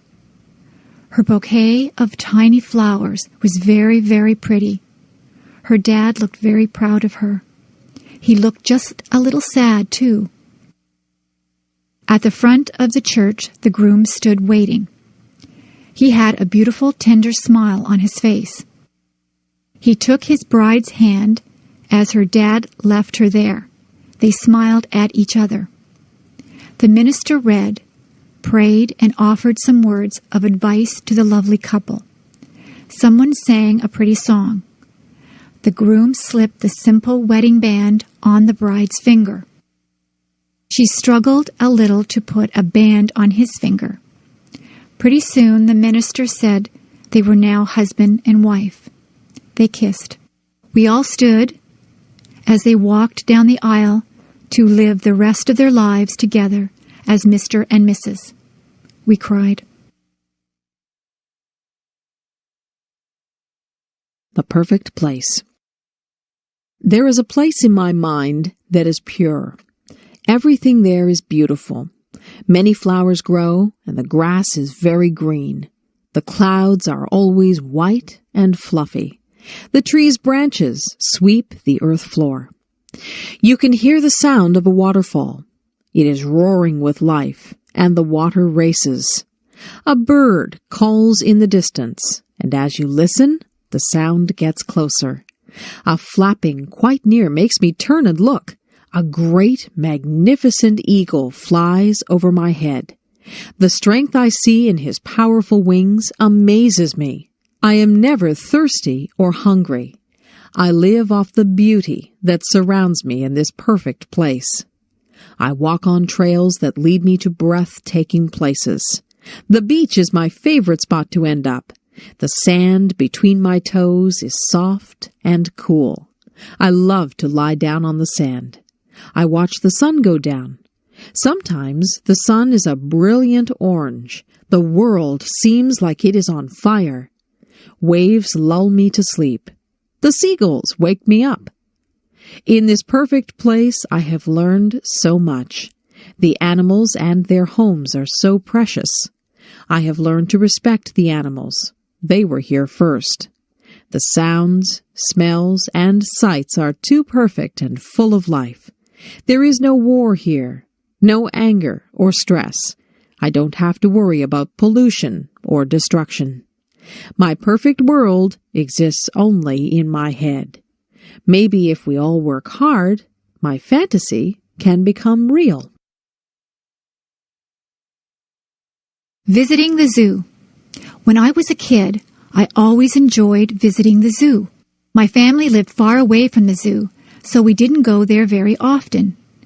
But whenever we went to the zoo, I always had a fun and interesting time. Some of the animals were very large. Of course, the elephants were huge, and they had such an unusual appearance, with their big ears and their long trunk and tusks. The giraffes were very tall, with long necks that reached high into the trees. Some of my favorite animals were big cats. The lions looked very powerful, with their big teeth and paws. The tigers were just as big and strong, with yellow and black stripes. But the bears were even larger than these cats. The polar bears, with their bright white fur, liked to swim through the water. The grizzly bears had brown fur and liked to roam around on land. The animals from Australia seemed very unusual. The kangaroos, with their strong legs and long tail, could jump great distances across the ground. The baby kangaroo could go inside its mother's pouch. Another Australian animal, the koala bear, crawled slowly in the trees where it ate leaves. The monkeys and apes were also very interesting. In many ways, they reminded me of people. Some of the monkeys were very small. They could use their arms, legs, and tail to swing through the trees. Some of the apes were very large. The gorilla was the largest of all. Sometimes a big gorilla would stand up and pound his fists on his chest. To see all the animals at the zoo took almost a whole day. By the end of the day, I was very tired from walking around. But I was also very happy to see all the amazing animals from places around the world. The dentist appointment. My dentist called my house the other day. He told me I needed my teeth cleaned. I set up an appointment to see him on Saturday, June the 10th. When I got to my dentist's office, I had to sit in the waiting room. There were other people ahead of me. They finally called my name. I went into his room and sat down on a big blue chair. They leaned it back. A bright light was turned on. It hurt my eyes, so I closed them. My dentist asked me to open my mouth. I did. I thought my mouth was very big, but he told me to open it even wider. Soon he began poking around to see if I had any cavities. He flossed my teeth and put fluoride around my teeth too. The fluoride tasted like bubblegum. I had to spit into a dish-like bowl. It squirted out water. My dentist kept asking me questions. I couldn't answer because there were weird tools in my mouth. When I tried answering back, he seemed to understand, though. His helper came into the room. She asked me to open my mouth again. I had to clamp down on something that felt like rubber. She put a big camera-type machine right next to my cheek. She did this on the other side of my face as well. They took 2 pictures of my teeth. It was really cool. The dentist told me my teeth were perfect. I didn't have any problems. I could go home. "See you next year," he said. Daydream. Little Annie was very bored one lazy afternoon. She had nothing to do. She had already played with her brothers in the sandbox and had tea with them and her dollies too. She had baked chocolate chip cookies with her mom and even tasted one. They were very good, she thought. Now Annie was trying to figure out what else she could do to pass the day away. Little Annie decided that she would go to her favorite spot in the world, the green, grassy field full of daisies beneath the great oak tree. She took a red and white blanket with her. She laid it down on the ground, and then she lay down on it. She lay there looking at the clouds, fluffy and white. She saw bunnies, huge gray elephants, and scary-looking crocodiles. Soon little Annie was drifting in and out of clouds and reality. The clouds started dancing with her, begging her to come and play. She got up from her blanket and joined the clouds. They flew over rooftops of all of the village people, swam with the fish in the lake, and said hello to all of the birds that they passed by. Little Annie was having so much fun. The clouds had formed into a chariot, so little Annie could drive if she wanted to. She drove over a rainbow that was bright in the sky. Then she shot through the branches of her friend's spruce tree. Annie suddenly came to a stop. Hearing someone call her name, Annie looked around. She blinked once, twice, and finally everything came into focus. Her brother was tugging at her leg, wondering why she was staring into outer space with a big grin on her face.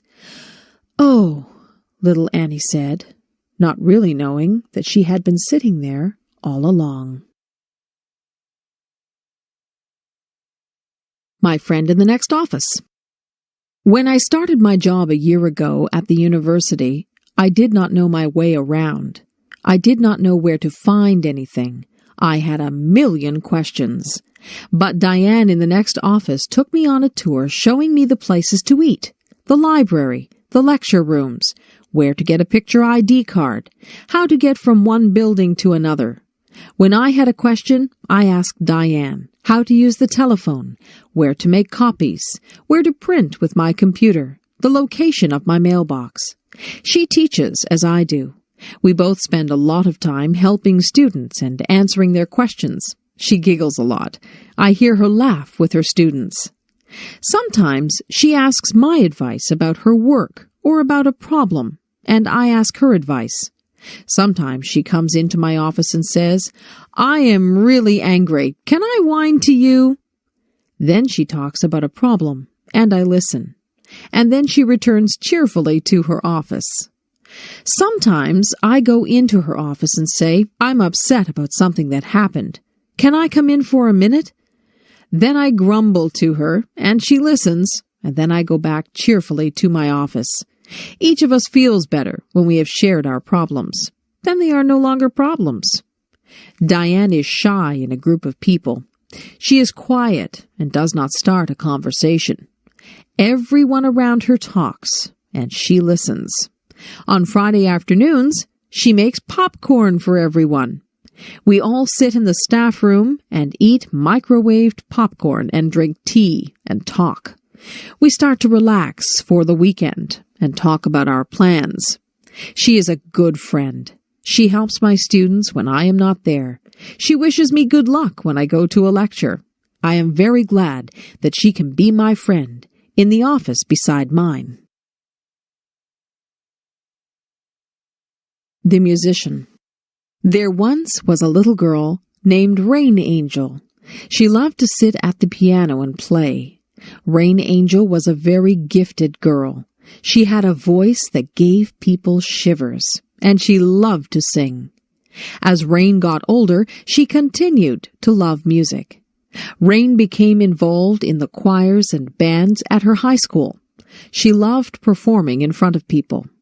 She couldn't help but feel the sense of power she had when she was up on stage, and there was always loud clapping when she finished a song.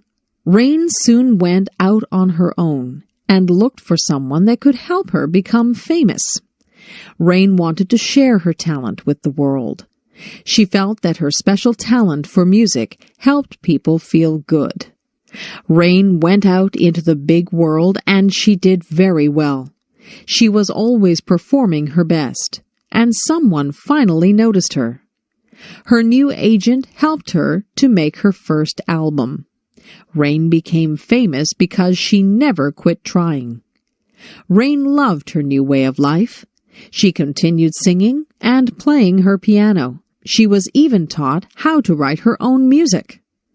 Rain Angel had always dreamed of becoming a celebrity. She always remembered her friends and family when she was famous because they had always believed in her. Rain Angel strove for a faraway place, and it became her reality.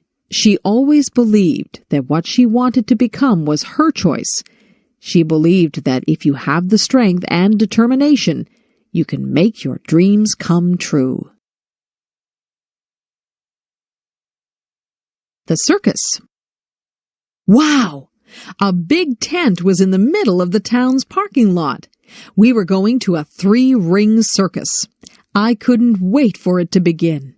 Inside and outside of the tent, toys, balloons, and food were being sold. All of the children were so very excited. Inside the tent, we found good seats so we could see everything. The band started to play loud music, and the ringmaster came out with a big tall hat on his head. In one ring, there were small animals, dogs, monkeys, and parrots doing tricks. The dogs were dressed in funny clothes, and so were the monkeys. They rode on bicycles, danced, and climbed ladders. There were wild tigers and lions in a big round wire cage. A man with a whip was inside the cage with them. He had them trained to jump through a hoop of fire and to roll over. He even kissed them. He was very brave. During the break in the middle of the circus, funny clowns came out and did silly things. They had happy faces and sad faces. Some had big red noses that honked if you squeezed them. There were rides on elephants, too. I didn't go on one because it cost too much money. The last act took up the whole tent. It was the acrobats. They hung from their teeth, their feet, and their necks high up in the air. They also swung high up in the air and flew to each other. It's kind of scary to watch because I was afraid they might fall. I had a very good time at the circus. However, my tummy felt kind of sick from all the cotton candy and junk food I ate. Going to the grocery store. Each week, I go to the grocery store to buy food for my family. I get a shopping cart from the front of the store, and I push the cart all around the store. The cart is large, but when I am finished shopping, the cart is nearly full. The grocery store is also called a supermarket. When I go shopping, I start out in the produce section of the supermarket. The produce section is where the fresh fruits and vegetables are kept. I like to buy different kinds of fruit, such as apples, oranges, and bananas. The vegetables that I often buy are carrots, peas, and corn. I also buy tomatoes when they are bright red in color. I often buy a bag of potatoes or a bag of rice. After visiting the produce section, I go to the meat section. Here I buy poultry, such as chicken and turkey. I often buy seafood, especially fish. I also buy beef, and sometimes pork or lamb. I also visit the dairy section, where I can buy milk and cheese. Sometimes I also buy ice cream or yogurt. When I have finished in the meat and dairy sections, I then move to the bakery section. This is where loaves of bread are baked and sold. There are many different kinds of bread in the bakery section. The bakery section also sells pasta, such as macaroni and spaghetti. And of course you can buy pies, cakes, and cookies in the bakery section. These foods are very sweet and tasty. I also pick up a few other things at the supermarket, such as soap, toothpaste, and cleaning supplies. But sometimes I forget to buy something that I plan to get. Maybe I should make a list of the things I need to buy. A day at the beach. When the hot summer weather arrives, many people like to cool off by visiting the beach. Often there is a cool breeze that comes off the water. And of course the water itself is cool and refreshing. One of the favorite activities at the beach is building sandcastles. Children use small shovels and pails to move the sand. They can build small forts and castles by carefully forming and shaping the sand. Building sand castles is a lot of fun, but you shouldn't build them too close to the water. A wave might come and wash your sand castle away. There are also many games that people like to play at the beach. Some people play catch with a small plastic disc called a frisbee. The frisbee glides smoothly through the air. Other people like to play beach volleyball in the soft sand. Some people prefer just to relax on the beach. They like to lie down on a blanket and feel the warm sunshine. I like to sit on the beach with an ice cream cone, but you have to eat it quickly before it melts. Of course, the main attraction of a beach is the water. Many children learn to swim at the beach and enjoy playing in the water. Some people like to swim vigorously. Other people like to relax in the water on an inflatable floating mattress. Other people just wade around in the water as a way to keep cool. When it is a windy day, some people try sports, such as surfing. Going to the beach is surely one of the best ways to spend a summer day. Video designed by English7levels.com. Making cookies. Something smells good. My friend's mom is making cookies. They are chocolate chip, my favorite. I think I'll go home and ask my mom if we can make cookies too. I run all the way home and rush through the door. I yell, "Mom, Mom!" She comes out from her bedroom, her eyes wide. "What?" she answers, a little worried. I breathlessly ask if we can please, pretty please, make cookies. She smiles and says, "I guess so." "Yes," I reply. First, Mom tells me to get out the cooking stuff. So I get out the mixer and bowl, the measuring cups and spoons, and the cookie sheets. Then she tells me to get out the recipe book. I remind her that the recipe is on the chocolate chip package. "Right," she says. Then she asks me to look at the recipe and get out the things we need, like flour, sugar, and butter. We set the oven temperature to 350 degrees Fahrenheit. Then we mix all the flour and other ingredients, together. Last, we added the chocolate chips. We dropped the batter by big teaspoons full onto the cookie sheets. We set the timer for 12 minutes and just sit back and enjoy the good smell. The buzzer rings. We take the cookies out. Oh, do they look good. We don't even wait for them to cool down. Both Mom and I get a big glass of cold milk and 2 big warm cookies each.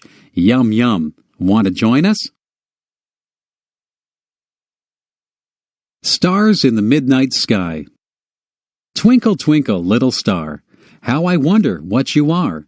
Up above the world so high, like a diamond in the sky. Twinkle, twinkle, little star. This is a little poem song I always say when I'm outside and I see the stars. When I see the first star of the night, I always say this one. Starlight, star bright, first star I see tonight. I wish I may, I wish I might, have the wish I wish tonight. Do you have a special thing to say about the stars? Stars are beautiful bright spots in the sky. Stars are usually seen at night when it is dark. We can't see them in the daytime because the sun is so bright, the brightest star of all. I like staying up late just to look at the stars. One time I was outside at midnight, and the stars seemed to sparkle and dance. They really did look like diamonds dancing in the sky. If you watch the stars long enough, you may see a falling star or a shooting star. I have seen both. A falling star is where the star just seems to drop, and it leaves a trail of what appears like stardust. A shooting star is very beautiful. It shoots across the sky, leaving a long trail of colorful stardust. Shooting stars seem to brighten up the whole sky. They usually seem quite close to Earth. Have you ever watched the stars and got the urge to reach out and touch them, or even join them in their secret dance? I wonder what it'd be like to see a star up close. Would it look like the moon? Maybe one day when I am older, I will go up in a rocket ship and visit the dancing stars in the midnight sky. Music. A song comes on the radio. My lips start to move, singing along. My fingers start to snap. My feet begin to tap. The music sinks deep into my soul. I listen to the music as it fills my brain, and I remember when I used to sing.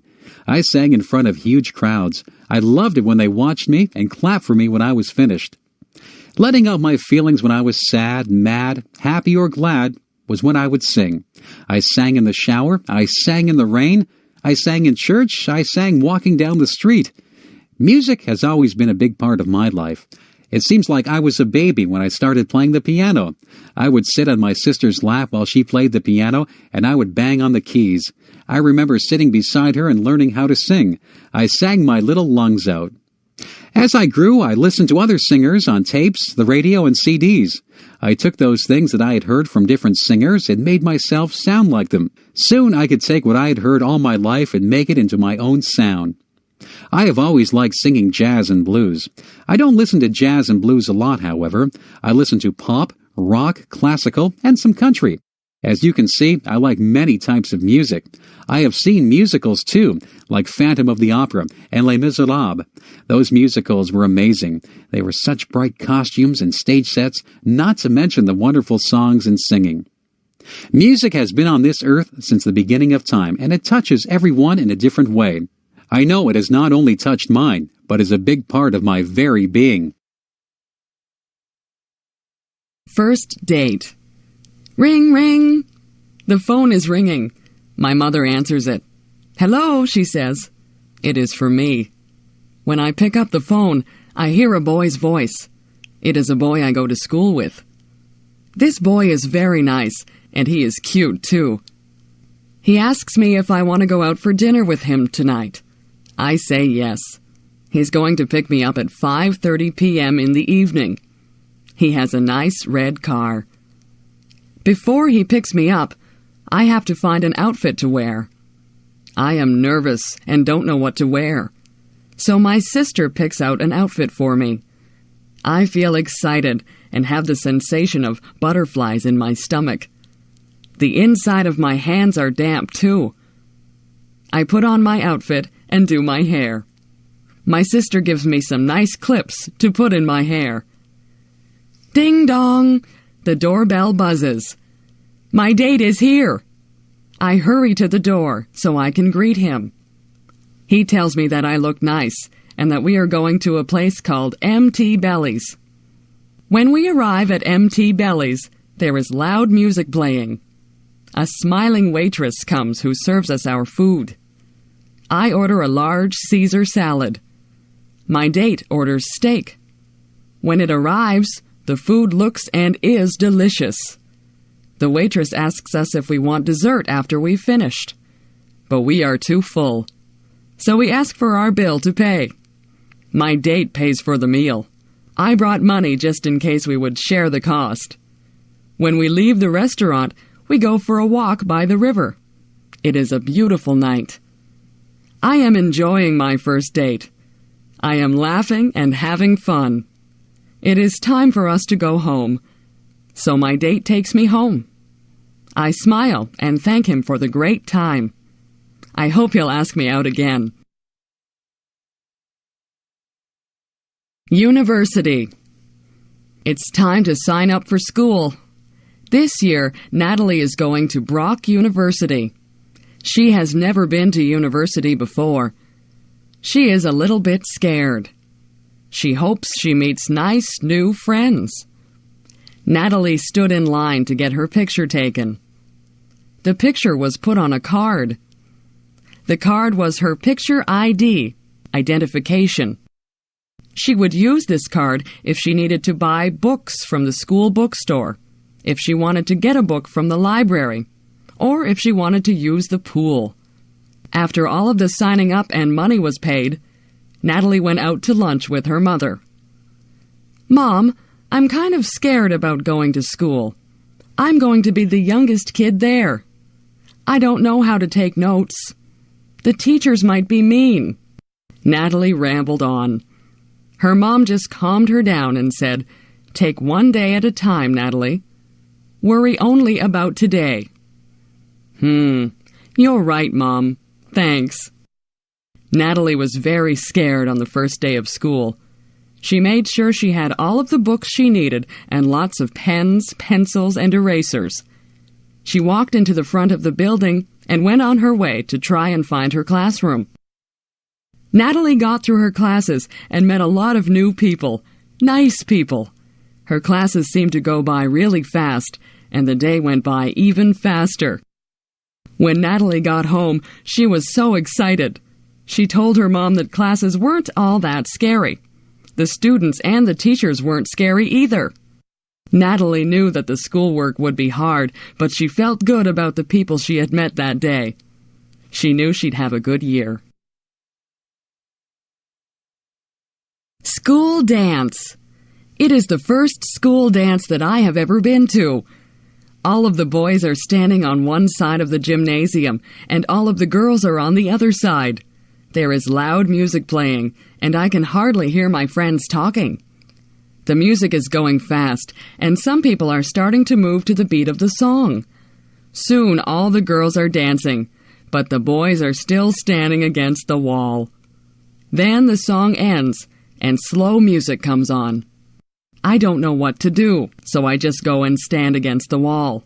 Then one of the boys in my class comes over and asks me if I would like to dance to the slow song. I really feel awkward and nervous, but say yes. We go out into the middle of the gym, and he puts his hands on my waist, and I put my hands on his shoulders. We start to move to the music, and we step on each other's feet. He is bigger than me, so my toe starts to hurt a little bit. As we continue to slow dance, more boys and girls come to the middle of the gym to dance together. It sure is funny to watch people dance because they are stepping on each other's toes and bumping into each other and turning in opposite directions. Soon the song ends, and the boys go to one side of the gym again. The girls decide that they want to dance to a fast song, so they stay in the middle of the gym and dance with one another. Our teachers are making sure that we are behaving because they are watching us. I wonder if they want to dance. They probably are remembering their first school dance.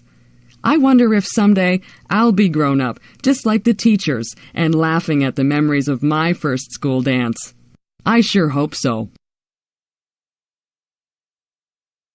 Health. Our health is very important to us.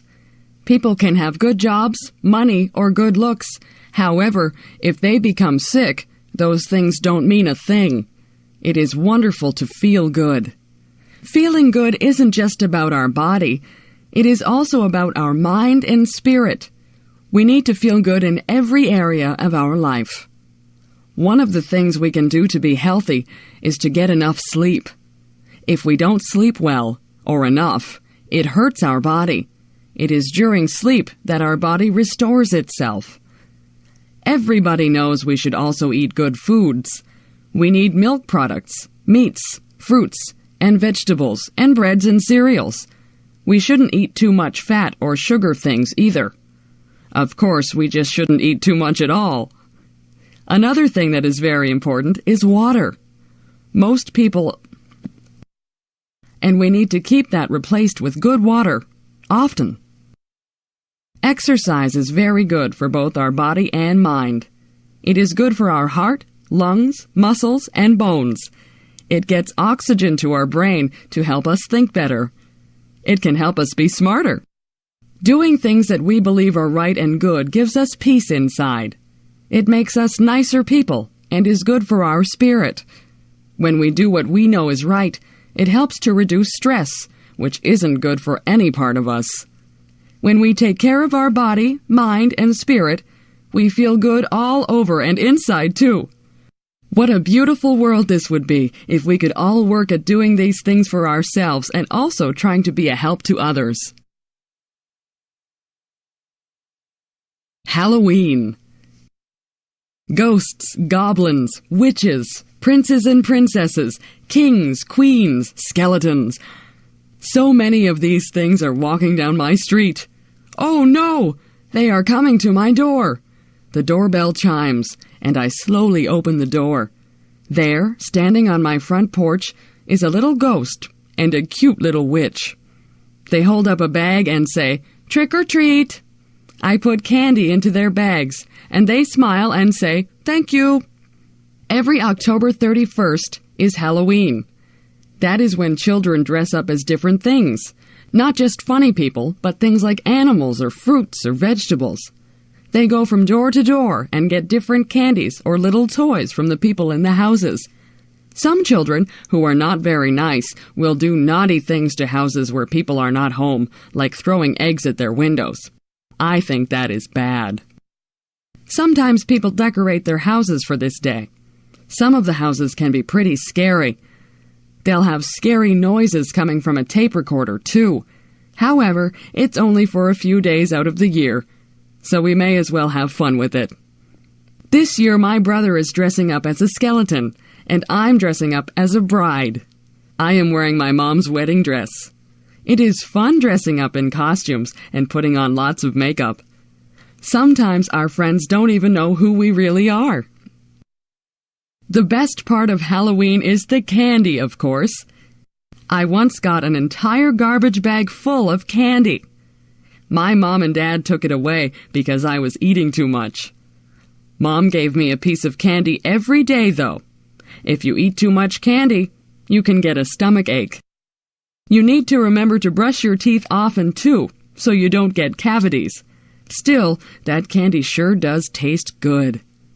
Well, it's time to go trick-or-treating, so off I go, door to door, getting yummy candy and hearing people say, "Oh, aren't you pretty?" New Year's. 10, 9, 8, 7, 6, 5, 4, 3, 2, 1. Happy New Year! What is New Year's? Well, to me, a new year is when the date of the year changes. This year it is 2001, and on December 31st at midnight, it will change to 2002. I wonder who invented the changing of the years, and how it was made the way it is. It must have been someone a long time ago, since it's already 2001. When New Year's comes closer, a lot of people talk about New Year's resolutions. I don't bother making resolutions because I never do them anyway, and the ones I do make are usually ones that will happen anyway. I guess it's just common sense. The biggest reason why I like New Year's is because of the fireworks that we have here in Canada and many other countries too. You should see some of the fireworks that go off. There are many different colors. There's pink, blue, purple, yellow, green, red, even white, silver, and gold. Fireworks make loud bangs, squeals, siren sounds, and sometimes all at once. There are lots of different sounds, but I can't even explain what they are all like. Fireworks are best when it's very dark outside. They light up the whole sky. Sometimes they look as though they are going to fall on you. I like New Year's because it's fun in other ways, but the fireworks are the best. You can buy fireworks to use for your own fireworks show. However, you have to be careful that no one gets burned or hurt. Usually there are parties at New Year's.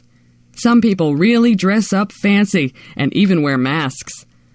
They don't know who one another is until midnight when they take their masks off.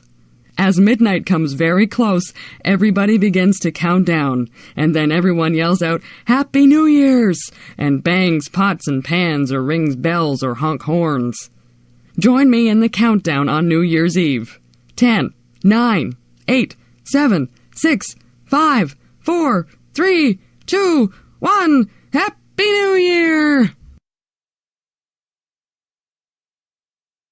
More music. I like music. I have always liked music. Even when I was very young, I liked music. I like to listen to it and to make it. When I was a little girl, listening to nice music would sometimes make me cry. That may seem silly, but the music was so pretty that I cried. As I grew older, I started to take piano lessons. I was not very good at first, but after a while, I got better. Also, as I grew older, I started to take violin lessons. I did not sound very good at all at first, but I improved. When I was a teenager in high school, I made sure I had music classes every year. Those were the classes I enjoyed most of all. Everyone loved music, and we had a lot of fun. I started to take private singing lessons while I was in high school, too. I also sang in the choir, played in a band, and acted in plays in high school. The plays were all musicals, so I got to sing and dance and enjoy music that way also. It was so much fun pretending to be other people. When I finished high school, I went to university to learn how to be a music teacher. That was a lot of fun because every day I was with other people who loved music as much as I do. Mostly, I played the piano, but I also learned how to play the drums, a saxophone, a trombone, a French horn, a clarinet, a flute, which I really was not very good at, and a viola. I took more singing lessons, too. We did not have plays to sing and act in, but I sang in the university choir. Some years, I played the piano for other students who were learning other instruments. One year, I played duets with another girl who was also there to play piano. She and I made sure we played fast, funny songs, so we really enjoyed ourselves doing it. Now I am a music teacher. I do not have a lot of students, not as many as I used to have anyway. I still find it very rewarding.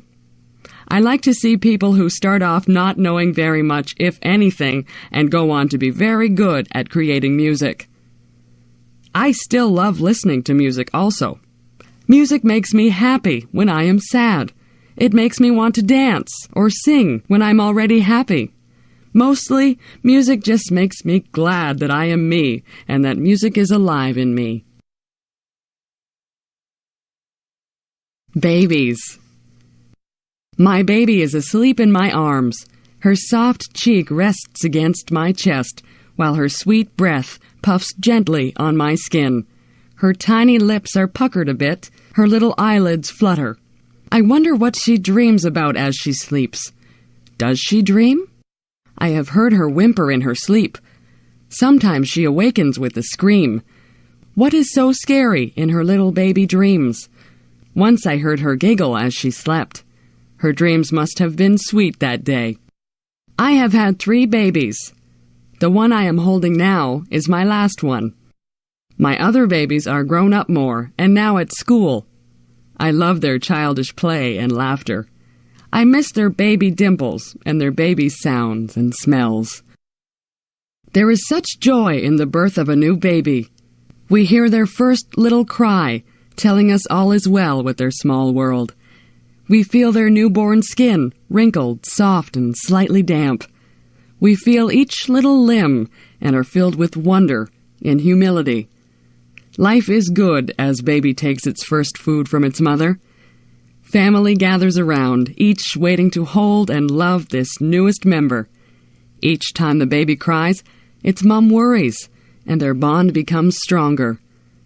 Babies have their own special smell. Some have described it as milk and innocence. It is the sweetest smell on earth, I think. It cannot be copied. Somehow, it disappears as baby grows.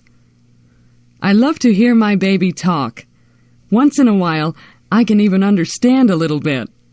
She is so serious in her baby talk that I just have to pick her up and hug her. I love to hear her say, "Mommy." When my baby is tickled, or when the dog or her big brothers do something funny, it is so sweet to hear her baby laugh. It's such a cute little giggle. Sometimes she laughs so hard, her face turns red, tears come to her eyes, and she falls down weak with the laughter.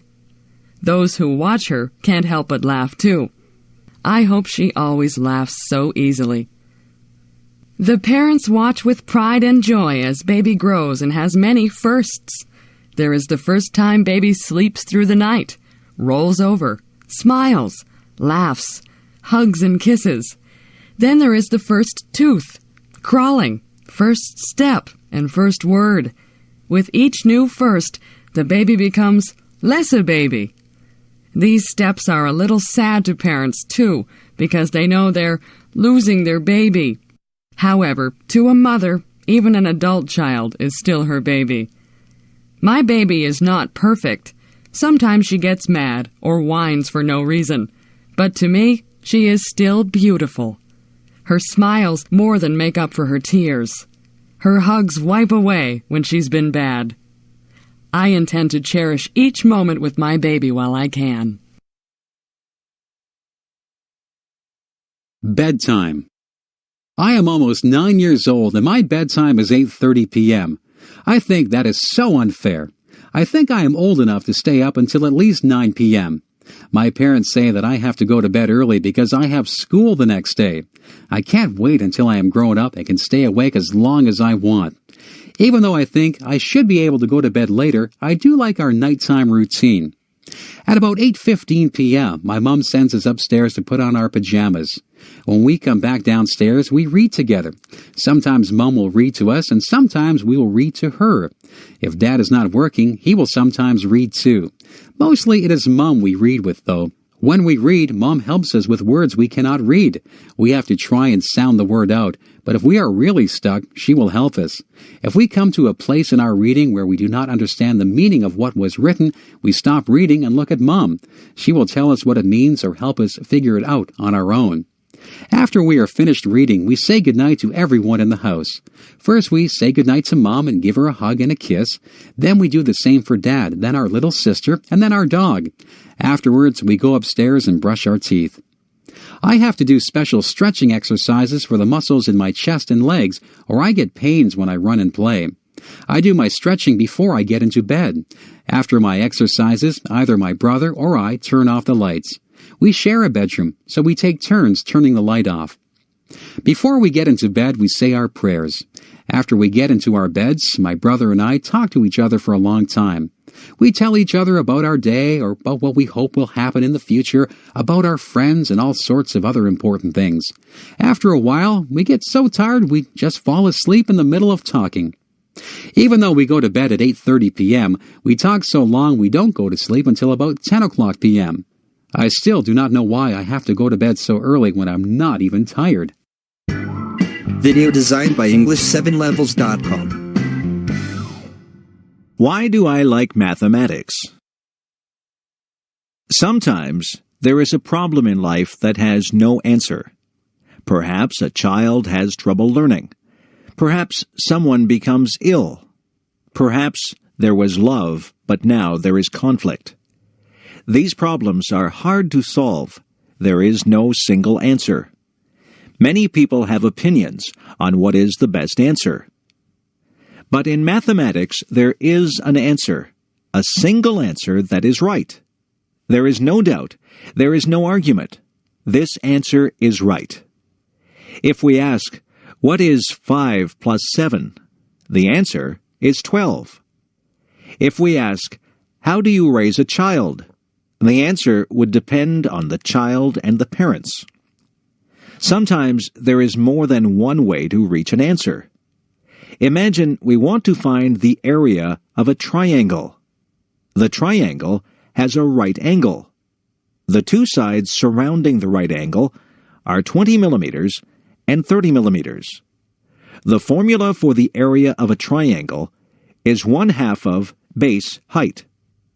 We could consider the 20 millimeter side as the base and 30 millimeters as the height. We could consider the 30 millimeter side as the base and the 20 millimeter side as the height. Both ways would produce the same answer. The area is 300 square millimeters. Alternatively, we could consider the base as the third side of the triangle, and then we would have to draw a height and measure it. The height would be neither 20 nor 30. But still, we would end up with the same answer. In math, the answer does not change. Another reason I like math is the way it brings order. There can be a whole set of numbers or a whole set of measurements that mean nothing until mathematics organizes them into a pattern. An average number can be found. Graphs can be drawn. The spread of the numbers and probabilities of a certain number happening can be calculated. This is like having a whole lot of dirty dishes after supper.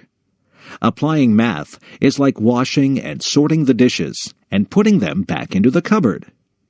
Math is a powerful tool.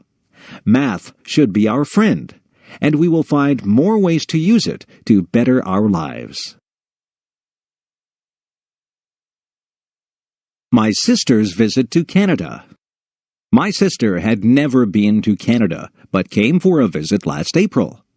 I picked her up at the airport in Toronto and drove her through the traffic and multi-lane highways, past the grapevines and peach trees to Niagara Falls, where I live. She was very tired from the flight and soon slept. The first day, we walked to see the falls. The spray from the falls drifts high into the air and across the people standing to watch. There are people from all over the world watching the water and using their cameras.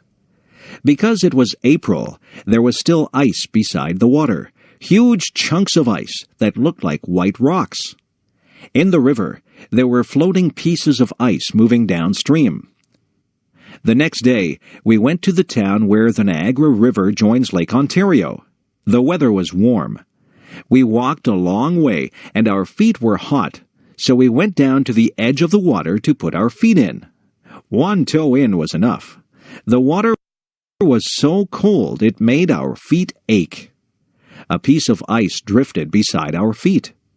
I put one foot in for a second, then out, as the pain of the cold went right through me. My sister could not understand how it could be so warm, but there was still ice. Another day, we went to see my daughter. She is living on a farm, an hour's drive away. We walked through her trees. The buds were starting to turn into leaves. We stopped and looked at the spring wildflowers. We climbed across a creek by walking over a fallen tree. We saw the footprints of raccoons by the water. There was fresh air and sunshine and blue sky. On the way home, we stopped for hamburgers and fries at a drive-through restaurant. She had never been to a drive-through restaurant before. Then we went to a donut shop. There are no donut shops where she lives. There was a choice of 20 different types of donuts, some round, some with holes, some with frosting, some with jam inside. Each was different. The days passed quickly, and soon it was time to take her back to the airport. Some of the trees now had leaves. Some of the tulips were now blooming. It was hard to say goodbye to my sister. I hope we can visit again soon. A summer Sunday. Today the sun was warm. The sky was blue with a few white clouds. It was a good day to pick strawberries. It was a good day to go to the beach. I drove to a pick-your-own farm where people can pick their own fruit and buy it. There the fruit is very fresh and delicious. The owner of the farm gave everyone a row to pick their strawberries. Everyone was wearing sun hats. I knelt down on the straw between the rows and picked the big, juicy red berries. I tasted one. It was warm from the sun. When I bit into it, the juice was sweet and strong. When 3 big pails were full, I went to pay for them and picked up some recipes for some strawberry desserts. I packed 2 of the pails in a cooler with some ice, and the other one we would eat at the beach. I met my daughter at the beach. She had a soft pink blanket on the sand. This beach is beside a lake, and across the lake, about 50 kilometers away, the large city can sometimes be seen. Today, the wind blew cooler air across the lake over the people on the beach. There were children playing in the water. One man helped his son dig holes in the sand, and the water ran into the holes. One lady held her children's hands and walked down into the water. Families climbed over the rocks and sat on the last rock where the water was deep. Teenagers rode bicycles and rollerblades along the path beside the beach. Adults walked and ran along this path, carrying water bottles around their waists. We sat on the blanket and ate sandwiches of meat and lettuce and strawberries from the pail. We talked and read books and lay in the sun, relaxing. We wore sunscreen, but our skin was getting hot. How cold was the water? We walked across the sand that almost burned our feet to the edge of the water. She went right in and lay down floating. I put my toes in and felt the chill through my body. I went up to my knees, then my thighs, but that was far enough. My whole body was cooled down. I headed back to the blanket to lay in the sun again. Soon it was time to go home. She was coming to my house for supper. We drove down the highway with the windows open and our hair blowing in the warm breeze. We cut the strawberries up and made a strawberry dessert with cake and ice cream. We sat outside in the backyard under the maple trees with the birds singing around us and ate our supper.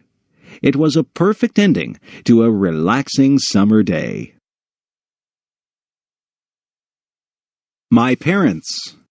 My parents live in England, and I live in Canada.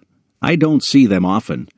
They used to come and visit on a plane, and we would pick them up at Toronto Airport. But now they are older and say the flight is too long for them.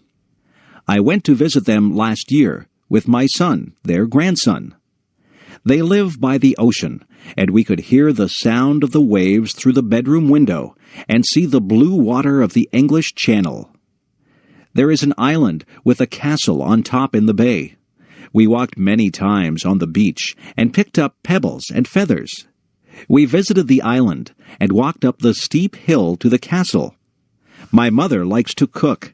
She makes delicious cakes and pies.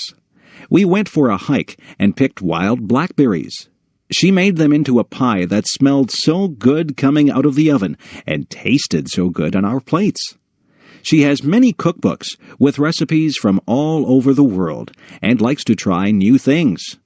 She can make pastry very easily and rolls it with a rolling pin quickly. When I tried to make pastry, it sticks to the rolling pin. It has holes at the bottom of the pie, and it tastes like a rock. Her pastry is crisp and tender. My father likes to garden. He grows lettuce, carrots, potatoes, tomatoes, cucumbers, and many flowers. When my mother was very ill last year, she had to stay in bed. He planted roses outside her bedroom window, so she could open the curtains and see them. Their house has a small room with windows all around, and they plant seeds there in winter in small pots. The warmth from the sun makes the seeds grow, and in spring they are a good size to be planted outside. In the house beside them and in the house in front of them, there are older ladies whose husbands have died. These ladies do not drive, so my father takes my mother and the two ladies to the town for shopping every week. He helps one find her groceries because she cannot see well. He helps her take tapes of books from the library so she can listen to books instead of reading them because of her eyes. He helps them cut their grass and fix anything that is broken in the house. I am very proud of my parents. They are over 80 years old and often hurt when they move around, but still, they help other people and they help each other. They have been married for over 50 years, but still my father loves my mother enough to plant roses for her to cheer her up when she was ill. The planets of our solar system. The planet on which we live is called the Earth.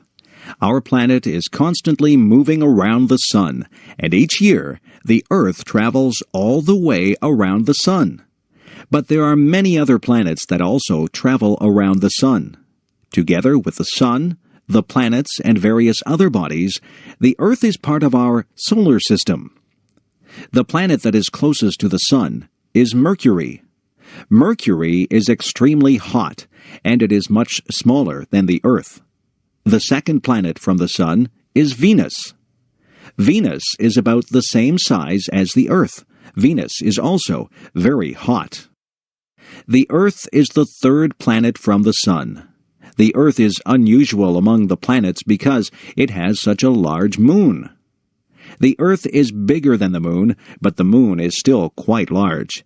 It takes about 1 month for the moon to travel around the Earth. The fourth planet from the sun is Mars. Mars is known for its red color.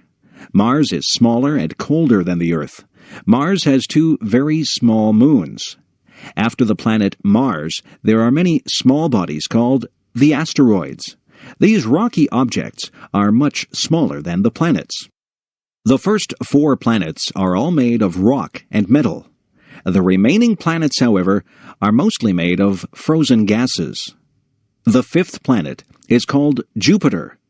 Jupiter is the largest planet. It has many moons that travel around it, and it also has a large red spot. The 6th planet is called Saturn. Saturn is the second largest planet, and it is famous for the wide rings that surround it. These rings are made up of many smaller objects that are found in the same area. The 7th planet is called Uranus. The 8th planet is called Neptune. These planets are also gas giants, but they are smaller than Jupiter and Saturn. Both Uranus and Neptune are so far from the Sun that scientists only discovered these planets during the past few hundred years using telescopes. The other planets had all been visible to curious people for many thousands of years. The 9th planet is called Pluto. Pluto is very small, and it is much more rocky than the gas giants. Some scientists believe that Pluto is not really a planet at all. They suggest that Pluto is the largest of many asteroids that are found at the edge of the solar system. The solar system is a vast place. So far, people have not traveled beyond the moon, but perhaps someday human astronauts will visit the other planets of our solar system. Learning to drive. Each year, many young people learn to drive a car. For many people, learning to drive is important because the car is an important method of transportation in many places. Before learning to drive a car, it is important to understand the rules of the road. A beginning driver should already understand the many signs that are found along the roads. Also, the student driver should know the many rules about changing lanes, turning, stopping, and many other aspects of driving. In addition, the driver should be familiar with the way the car is operated. It is important to know how to use the lights, signals, brakes, accelerator, and steering wheel. When a person starts learning to drive, it may take some time to become skillful. It takes some practice to become an expert in driving a car, one must become familiar with steering, speeding up, and slowing down.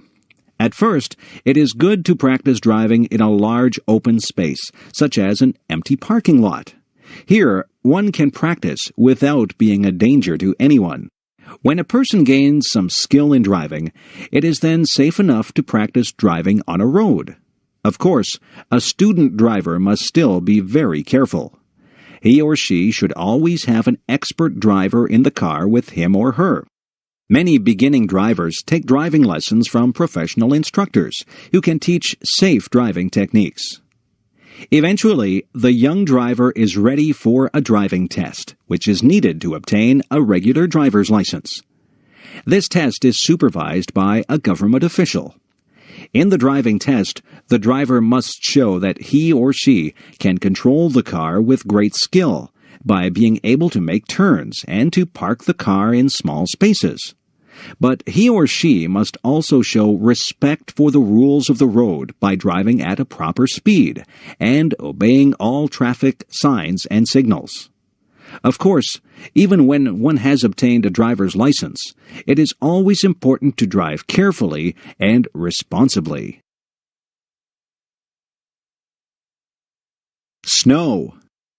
Snow is the white substance that falls to the ground during cold weather conditions. Each tiny piece of snow, called a snowflake, is a very small amount of water that has frozen into an unusual shape. During the winter months, huge numbers of snowflakes fall to the ground, covering the land in a white blanket of snow. In many parts of the world, people never see any snow. Snow only falls when there is moisture in the air, and when the temperature falls below the freezing point of water, which is 0 degrees Celsius. During the winter, snow falls instead of rain. One advantage of snow is that it allows many fun outdoor activities.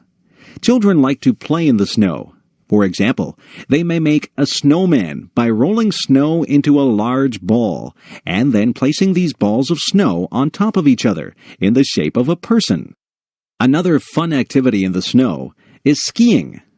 Skis are very long, thin, flat pieces of hard material that one wears on one's feet. Wearing skis allows a person to slide along the surface of the snow. People can ski down the side of a hill, traveling at great speeds. Many people find the sport of downhill skiing to be very exciting. Some people like to ski along flat ground, often traveling great distances. This sport, called cross-country skiing, is an excellent way to develop physical fitness. Of course, snow also causes some problems. Snow can make driving dangerous because falling snow makes roads slippery, and on a windy day, blowing snow can make it difficult to see very far. It can also be a lot of work to remove snow from the roads and sidewalks. Snow is a heavy substance, and it must be cleared away using a shovel or a large machine. Many people love the beauty of the land when it is covered by snow. The white covering of snow over the fields and trees can give a feeling of peace and calm. If you have never seen snow before, you should someday experience this strange and wonderful substance. Christmas. In most Western countries, Christmas is the biggest holiday of the year. People gather with their families to celebrate this day, which occurs on December 25th each year. The holiday of Christmas celebrates the birth of Jesus Christ. In the Christian religion, Jesus Christ is recognized as the Son of God. During the Christmas season, many people celebrate the events of the birth of Jesus Christ. For example, they recall the 3 wise men who visited Jesus Christ shortly after his birth. Also, they recall that Jesus Christ was born in a manger, a place where horses are kept, because his parents could not find a place to stay. In Western countries, Christmas is also celebrated by many people who are not religious. People view Christmas as a time for being together with one's relatives. Children, parents, and grandparents gather to exchange presents and to eat special foods. The tradition of giving gifts at Christmas is unusual in one way. When children go to bed on the evening before Christmas, they hang large socks called stockings in their house. When they wake up on Christmas morning, the stockings have been filled with toys and candy. According to tradition, the presents have been given by a fat man who wears a white beard and a red suit. This man, called Santa Claus, flies around the world in a sled that is pulled by reindeer. He stops at each house and flies down the chimney to deliver his presents. In the weeks before Christmas, children are usually very well behaved. Their parents tell them that Santa Claus will only give presents to children who are good. Another Christmas tradition is the Christmas tree. People put a small tree inside their house and decorate it with various pretty objects. Nowadays, most people use an artificial tree instead of a real tree. The tradition of the Christmas tree is actually older than Christmas itself. The people of Europe celebrated the beginning of the winter season in this way even before Christianity reached Europe. Christmas is certainly one of the most important and most enjoyed holidays in Western countries. Thanksgiving. An important holiday in North America is held during the fall or autumn season of the year. This holiday is called Thanksgiving. At this time of year, people join with their relatives to reflect upon their good fortune. Thanksgiving is a holiday that has a long history in North America. It was first celebrated when English settlers arrived in the eastern part of what is now the United States during the 17th century. When they survived the first hard year, they celebrated and gave thanks to God. They invited some of the native people to their Thanksgiving celebration because the native people had helped them to survive during the hard winter. The tradition of celebrating Thanksgiving continued and spread throughout North America. Each fall, during the time of the autumn harvest, people celebrated Thanksgiving. They gave thanks for the food of the harvest and for all the good things in their lives. Today, the tradition of Thanksgiving celebration continues. Families gather to eat a large bird called a turkey. They also eat pumpkin pie. This is a sweet dessert that is made from a large orange vegetable that grows on the ground.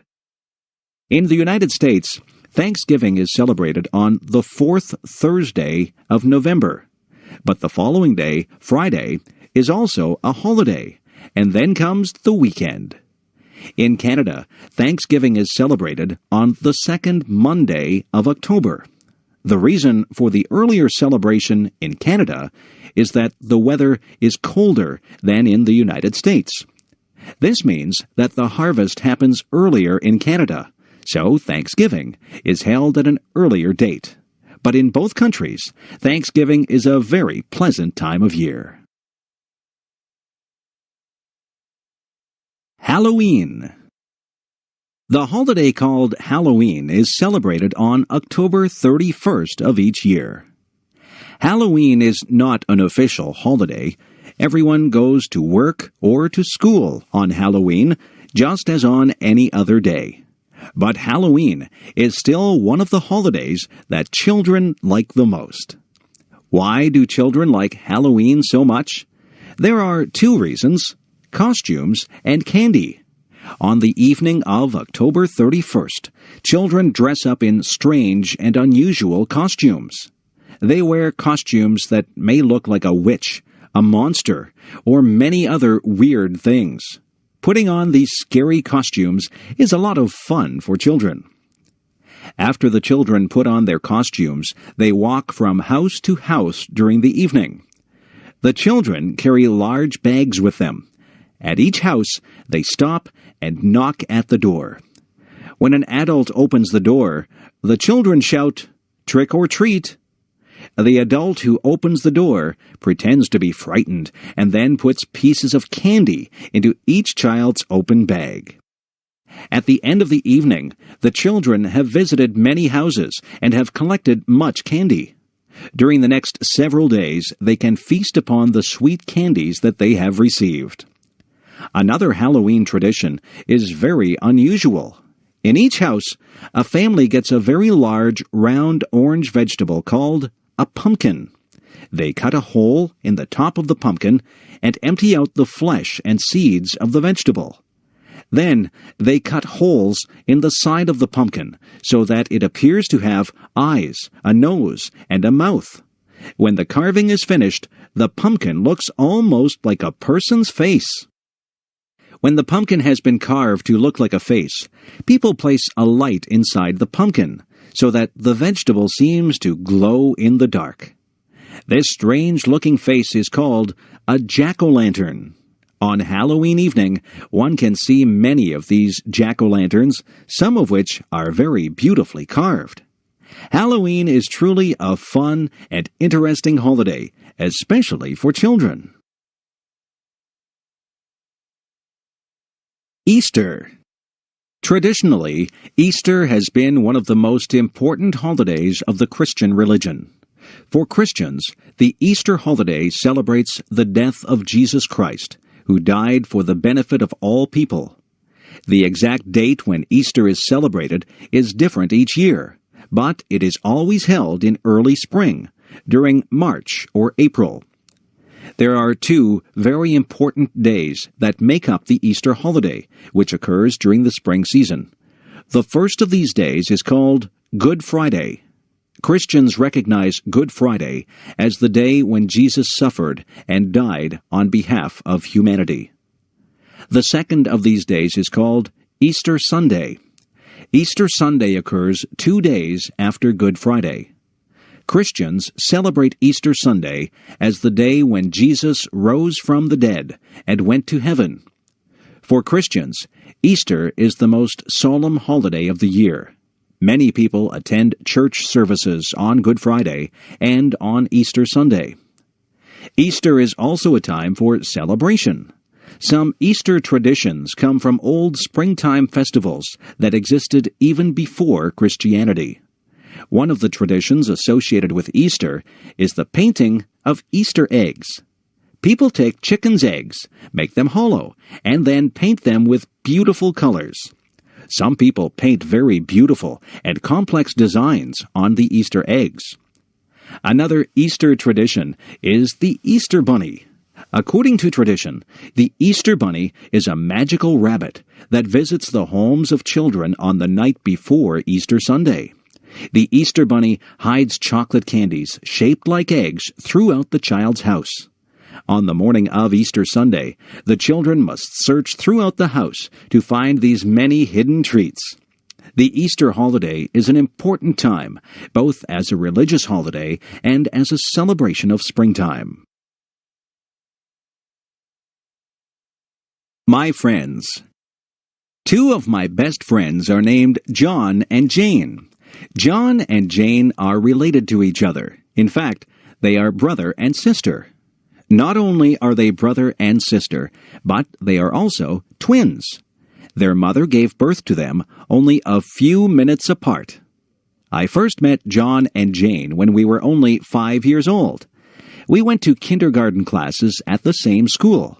Because the house where John and Jane lived was close to my family's house, I often walked to school with John and Jane. When we weren't at school, John and Jane and I often played together. Sometimes we would play sports and games. Sometimes we would play in the forest, looking for birds and animals. On rainy days, we would stay inside and play with toys and dolls. On warm summer days, we would go swimming in the lake that was near the place where we lived. I often visited John and Jane at their house. On many occasions, I had lunch at their place. John and Jane's parents were very nice to me. Of course, John and Jane often visited my house, too. My parents enjoyed it when John and Jane came over for lunch. When I became older, I remained friends with John and Jane. Sometimes we would study or do our school homework together. Sometimes we worked at the same part-time jobs to make extra money. We often helped each other in various ways. Sometimes I did a favor to help John or Jane, and sometimes they did favors to help me. Eventually, when we grew up, I moved to a different town. Both John and Jane also moved to different places. But I am still good friends with John and Jane. 2 years ago, I went to Jane's wedding, and last year, I went to John's wedding. I think I will probably always be friends with John and Jane. Having friends is very nice. I am very lucky to have had good friends such as John and Jane. Hobbies. Hobbies are activities that people do in their spare time for the sake of enjoyment. A hobby usually involves work of some kind, but the work is fun for the person who does it. Some people enjoy their hobbies very much and like to spend much time on those hobbies. There are many different hobbies that people enjoy. One of the most popular hobbies is gardening. Many people enjoy growing beautiful flowers or tasty vegetables in a garden near their house or apartment. People who have a garden enjoy seeing the results of their work when flowers show their bright, beautiful colors. But gardeners also enjoy the tasks of gardening itself. They like to work in the soil, planting and watering their flowers. Another popular hobby is photography. Some people enjoy taking pictures of the people and places around them. People who enjoy photography may sometimes buy expensive cameras that allow interesting photographs to be taken. But even people who have only a basic camera can still take beautiful pictures. For many people, car repair is a favorite hobby. Some people enjoy looking at the engine and other parts of their cars. Those people make repairs or improvements to their cars. Of course, this is a useful hobby, but many people enjoy fixing up a car simply because they enjoy working with cars. Some people collect objects as a hobby. For example, some people collect postage stamps, and some people collect coins. It can be very satisfying to find the missing parts of one's collection, especially when the stamps or coins are very rare. Of course, these are just a few of the many hobbies that people enjoy. Do you have any hobbies that you enjoy? Life in outer space? People have often wondered about whether or not there is life beyond the planet Earth. For years, the idea of intelligent life on other planets has been very popular. Many books and movies tell stories of what those forms of life might be like. Many scientists believe that very simple forms of life are likely to exist on many other planets. Under the right conditions, simple life forms might arise. Those conditions, which include moisture and warmth, might occur in many parts of the universe. Fewer scientists believe that very intelligent forms of life are likely to exist on many other planets. For intelligent life to evolve, a very long period of time is needed. During that time, the conditions on a planet must not be too harsh. Otherwise, the evolving life forms will die. The amount of water, heat, and various chemicals must be just right. If not, then complex life might never evolve. The conditions needed for intelligent life to evolve are very unlikely to occur on any one planet. However, some scientists believe that intelligent life might be common in the universe. Because there are so many stars and planets in the universe, there might be a few places that have intelligent life. However, those places are probably very, very far away. Other scientists disagree. They think that the conditions needed for intelligent life are extremely rare. Because of this, our planet might be the only place that has intelligent life. So far, it is impossible to know whether or not there are intelligent beings on other planets. But even if those beings do exist, it seems very unlikely that we will ever meet them. Video designed by English7levels.com.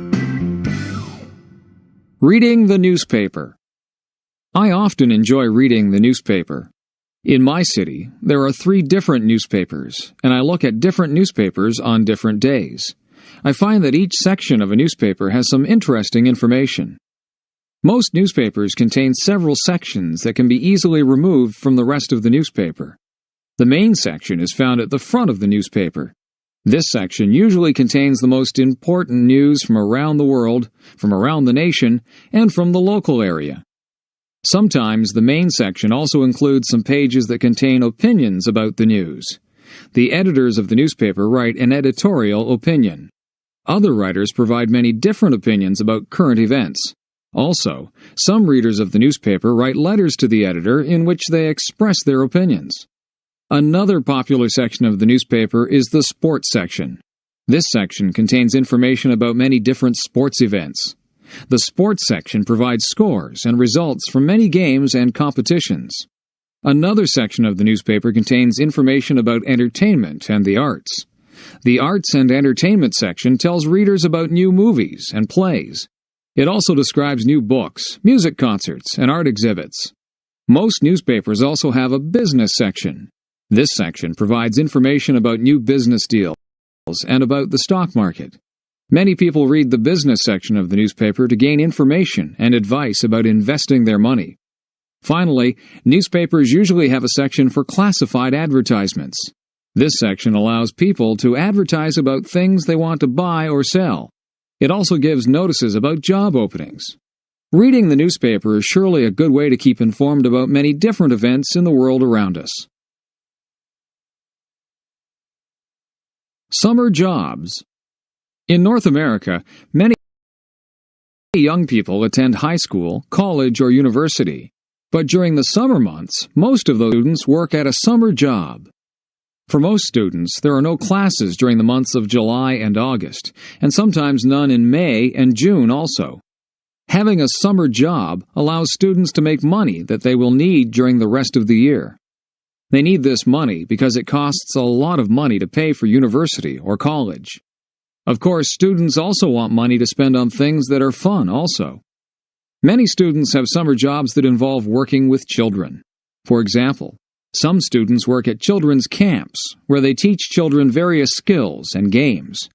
Some students work as lifeguards at swimming pools and at beaches. Some students do heavy work in their summer jobs. For example, some students find jobs as construction workers. Other students work in factories, and some students work on farms. There are other students who find jobs mowing lawns or collecting trash. Quite a few students work in stores. Some of these students have jobs as cashiers, and some have jobs putting products on store shelves. Other students work in restaurants, as waiters or as cooks. Other students work in offices. Some of them work as assistants for other employees. Their tasks might include typing letters, programming computers, or delivering mail. Some students enjoy their summer jobs very much, and they find those jobs to be a pleasant break from studying. Other students do not really enjoy summer jobs, but find their jobs to be a nice way to make new friends. But nearly all students who have summer jobs are pleased to have the chance to earn some extra money. Eating out. Many people enjoy the experience of going out to eat at a restaurant. It is enjoyable to eat one's favorite foods or to try some entirely new food. Going out to a restaurant is also fun because it allows a change from the usual routine of eating at home. There are many different kinds of restaurants. One popular type of restaurant is the fast food restaurant. When ordering fast food, you must first wait in line at the front of the restaurant and then order food from the counter. After paying, the food is quickly delivered and you can then take the food to a table where you can enjoy your meal. In most restaurants, you don't have to go to a counter to order your food. Instead, you are taken to a table soon after entering the restaurant. There, a waiter comes to give you a menu. You can choose your meal from foods that are listed on the menu. After ordering, it takes some time to prepare your food. After a while, the waiter brings your meal to the table. When you are finished eating, the waiter brings the bill or check. You then pay for the meal and leave some extra money as a tip for the waiter. In some restaurants, the waiter does not bring the meal to your table. Instead, after you are taken to a table, you then go to a counter called a buffet. There you can select different types of foods, such as salads, soups, meats, breads, vegetables, and desserts. After putting the food on your plate, you return to your table. After eating, you can return to the buffet to get more food. Other restaurants can be very fancy. They may have beautiful decorations, and they may have food that is prepared by expert chefs. These restaurants may also serve fine wines with the food. Of course, these restaurants are very expensive. At these restaurants, it is often necessary to reserve a table by telephoning the restaurant in advance. Different restaurants specialize in different kinds of food. Fast food restaurants may specialize in hamburgers or chicken. Some restaurants specialize in steak or seafood. Other restaurants specialize in foods that belong to a certain nationality. For example, many restaurants specialize in Italian, Mexican, Chinese, Indian, or Thai food. Eating out at a restaurant can be a fun and tasty experience. What is your favorite kind of restaurant? Radio stations. When I drive in my car, I like to turn on the radio. By listening to the radio, I can enjoy music and learn the latest news while I am traveling from one place to another. Of course, you can also listen to the radio at home or even at work. Listening to the radio is a popular activity for many people, and each city has many different radio stations. There are many different kinds of radio stations. Some radio stations provide news and information. Other radio stations have a talk format, where listeners can call radio station's experts to discuss political affairs or to ask for personal advice. Although there are many radio stations that provide news and opinions, most radio stations are mainly devoted to playing music of some kind. For example, some radio stations play the songs that are currently most popular, often called the top 40 songs. Other radio stations specialize in particular types of music. There are some stations that play only classical music. Other radio stations mainly play jazz music. Some very popular radio stations play hard rock music. Others specialize in country music. Some people prefer radio stations that play rhythm and blues music. Still other people enjoy radio stations that specialize in soft, easy listening music. If you have a favorite kind of music, or even if you like to listen to all kinds of music, you can probably find at least one radio station that you will like. In addition to news and music, some radio stations provide other kinds of entertainment. Sometimes, a story from a book will be told over the radio. Occasionally, the words of a theatrical play may be heard on the radio. Even in the age of television and computers, the radio has remained an important source of entertainment and information. People will surely listen to the radio for a long time to come. Being a good citizen. Every society has laws that regulate the way people behave. A good citizen should obey laws. However, there is more to being a good citizen than merely obeying laws. There are many other things that people can do to make their society a pleasant one for every person. One way to be a good citizen is to be polite in everyday activities. For example, when passing through a door, a considerate person will hold the door open for a person who is close behind. Holding doors open is especially important when someone is carrying a heavy load. Being a good citizen is very important when traveling on the roads and streets. Pedestrians, bicyclists, and car drivers should all follow the rules of the road. Bicyclists should yield to pedestrians, and car drivers should yield to both bicyclists and pedestrians. Drivers should also allow other drivers to merge into their lanes.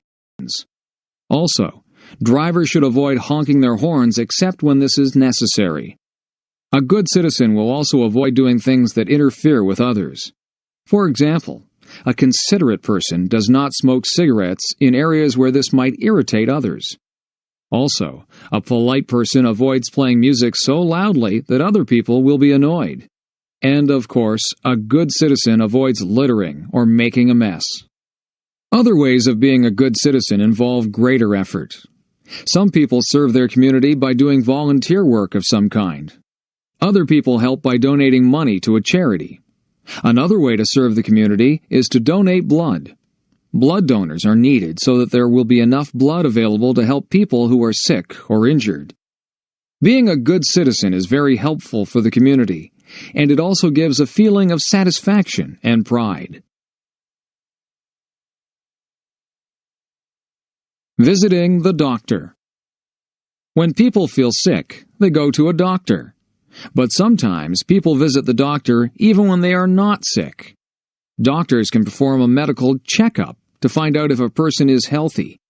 By performing this physical examination, the doctor can identify any health problems that might be developing. During a checkup, the doctor examines your eyes, ears, and throat. The doctor uses a small flashlight to examine the eyes, ears, and throat. It is important to make sure that the eyes react normally to changes in light. It is also important to make sure that the ears and throat have a normal appearance. When the doctor examines your throat, he or she will ask you to open your mouth wide and say, "Ah." The doctor uses a stethoscope to examine the patient's heartbeat. The stethoscope hangs around the doctor's neck. By using a stethoscope, a doctor can hear the patient's heartbeat very clearly. While checking the patient's heart, the doctor also listens carefully to make sure that the patient's breathing is normal. The doctor also checks the patient's blood pressure. Blood pressure is measured by placing a cuff around the arm. Air is then pumped into the cuff, and this allows blood pressure to be measured. Having very high blood pressure or very low blood pressure is not good for one's health. It is better to be in between. Another part of the examination is a test of the reflexes. The doctor tests the patient's reflexes by gently hitting his or her knee with a small hammer. If a person has normal reflexes, the leg will extend suddenly. Sometimes a doctor may give injections using a needle as an extra part of the checkup. These injections, called vaccinations, prevent the patient from developing certain illnesses. Medical checkups can help to maintain health, but people should also maintain their health by leading a healthy lifestyle. A small town. I grew up in a small town. There were only about 2,000 people who lived in the town where I grew up. When a town is very small, it is also called a village. My village was surrounded by many farms and many lakes. The house where my family lived was near the middle of the town. On the streets where we lived, most of the houses were similar in size, but many of them had different shapes and different colors. Each house was surrounded by a yard, where people grew their lawn and their garden. Often, I would walk from my house to the downtown part of the village. Downtown is the area where the stores and shops of a town are located. Because I lived in a small town, it was a short walk to the downtown area. Along the main street, there are several different kinds of stores. Some stores sold food, some stores sold clothing, and some stores sold hardware or building supplies. It was also a short walk to the schools in my town. When I went to elementary school, it would take about 10 minutes to walk to the school. Some of my friends lived on the same street where I lived. Sometimes we walked to school together. During the summer months, many people came from the big city to visit our village. The people liked to get away from the busy streets of the city. They enjoyed the quietness and the slow pace of village life. They also liked to spend their vacations near the lakes that were near the village. People from the city often said that people who live in villages seemed very friendly. When I grew up, I left my village and I went to work in a larger town. But sometimes I like to go back and visit the place where I grew up. Personal computers. During the 1980s and 1990s, personal computers became very widespread. The use of the computer has changed people's lifestyles in several ways. Before 1980, hardly anyone owned a computer. Only governments and large companies had computers. But throughout the 1980s and 1990s, computers became much cheaper, faster, and smaller, and they held much more memory. More and more people were able to afford to buy a computer. By the year 2000, computers had become very common. For many people, the personal computer is used mainly for performing calculations and for word processing. For example, people can calculate their finances on the computer. They can also use the computer to type their written documents, such as essays or letters. Many people enjoy playing games on their computers. Some people like to play chess or checkers on their computer. Other people prefer games that require fast reflexes and fine coordination. Computer games were very simple during the early days of the 1980s. Today's computer games show detailed images and sounds. Another very popular use of computers involves communication. Many people keep in touch with their friends and relatives by using electronic mail or email. Email allows people to send letters instantly to people far away. It is even possible to attach pictures to one's email messages. Many people also like to use their computer to gain information on the Internet. The Internet is a vast network of electronic pages where people can find information on many different topics. For example, people can read newspapers and magazines on the Internet. Personal computers have only existed for a short time, but for many people, those computers have quickly become a very useful part of everyday life. Methods of transportation. In the modern age, people often travel long distances. Sometimes people travel for reasons related to their work. Sometimes they travel as tourists. And sometimes people travel to visit relatives and friends. There are many different ways that people can travel.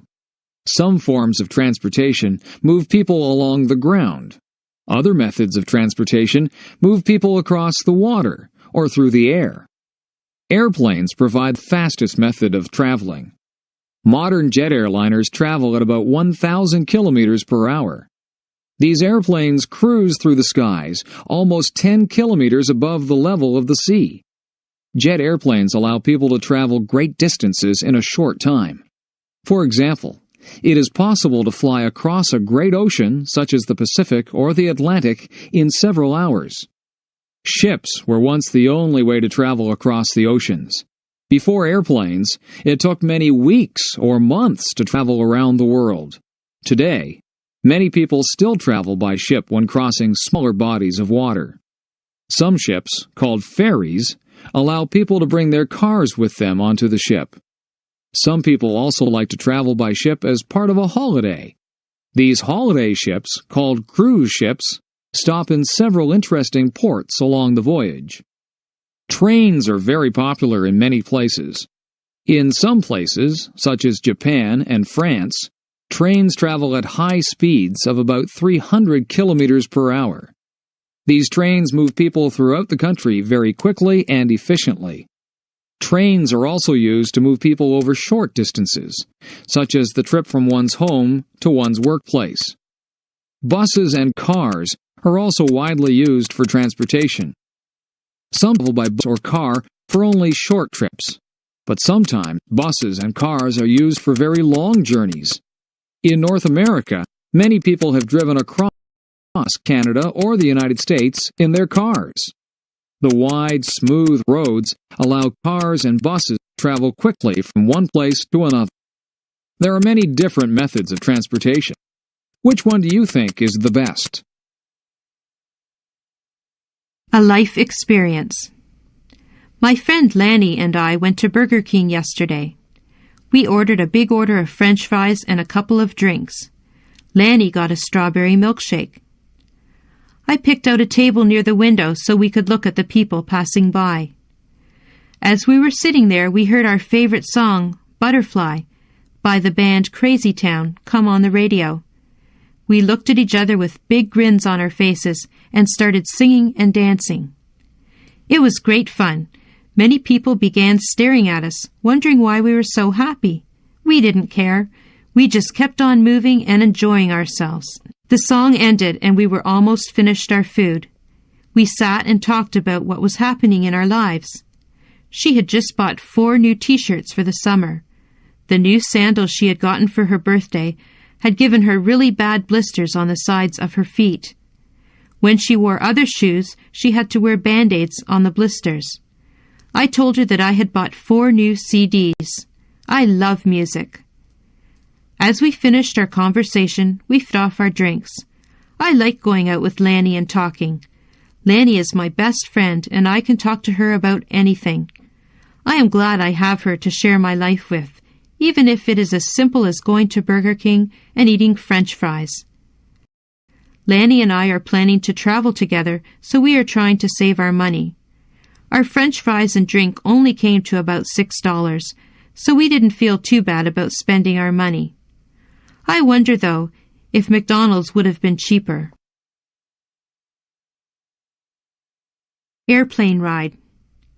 Tasha signed a piece of paper which gave her a chance to win a free airplane ride.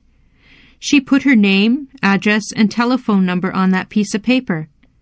A few days later, she got a telephone call. It was the man that was holding the ticket draw. Tasha didn't think she would win, but the man on the telephone said she did. She listened as the man told her where she would have to go to get her free airplane ride. She had to go near the town of Grimsby. She was allowed to pick a friend to go with her on the airplane ride. Tasha was so happy. She asked her twin sister Tanya to go with her. Tanya was very excited. Neither of them had been on an airplane before. When they got to the airplane center, Tasha and Tanya were nervous. They knew the airplane was small, so that meant only the pilot and them were going to be in the plane. Their mum took a picture of them beside the plane before they left. Tasha and Tanya hopped into the plane. They put their seatbelts on and got ready for takeoff. Tasha got to sit in the very front, right beside the pilot. Tanya sat behind Tasha. The girls laughed nervously as the plane started rolling down the runway. They went faster and faster, trees passing by quickly. There was a powerful surge making everyone's head jerk back. The plane started lifting off the ground. Up, up, and away! They were up off the ground and flying high in the sky. It seemed as though they could get anywhere within a matter of seconds. They flew from Grimsby to Beamsville, where they saw their high school. Then on to St. Catharines, and then Niagara Falls.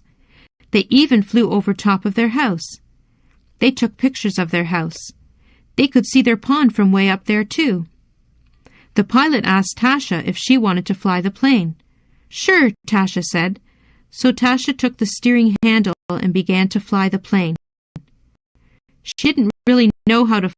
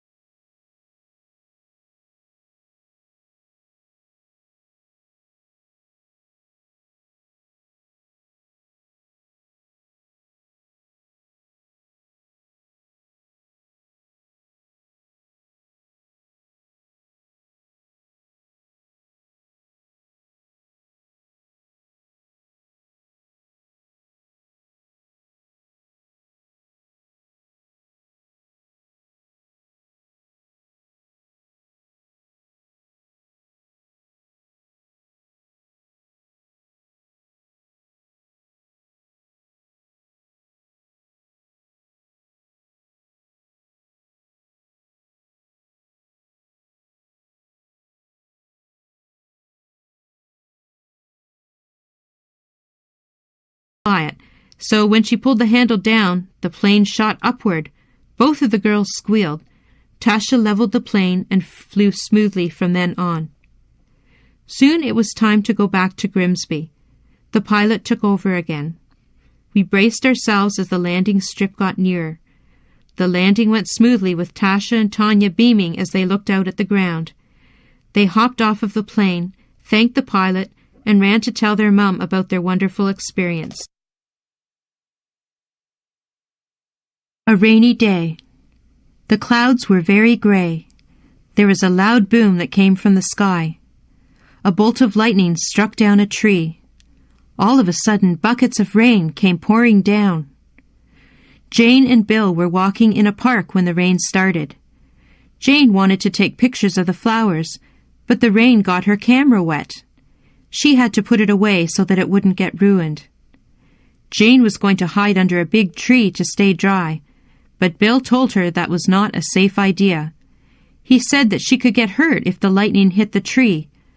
The tree could break and fall on her, or the lightning could even hit her. The air was very chilly. Jane and Bill put on their sweaters and raincoats to keep warm. Jane took her umbrella out and put it up. They both walked under it to stay dry. The ground was really wet and muddy. Bill and Jane were very glad that they remembered to wear their boots. They ran through the puddles, getting mud and water all over the back of their pants. As they were running and having fun, they saw some ducks. There were 5 of them splashing around in a pond. The ducks were not afraid of water. They swim in the water all the time. Jane and Bill saw some big bullfrogs near the pond. The frogs jumped into the pond when they heard Jane and Bill coming. After a little while, Jane and Bill decided to go home. They got into some dry clothes.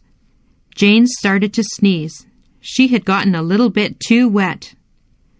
Bill noticed that the rain had stopped. "Look outside, Jane," he said. Jane wrapped a blanket around her shoulders and looked outside. There was a beautiful bright rainbow across the sky. Violet, blue, green, yellow, orange, and red. The rainbow shone high in the sky. "I wonder if there's a pot of gold on the other side," Jane asked. She had once been told that leprechauns lived on the other side, handing out money to those that made it to the rainbow's end. Bill didn't believe there was a pot of gold. Jane ignored Bill, though, and started off across the field to claim her big pot of money. Let's hope Jane finds her way back home safe and sound with a big pot of gold.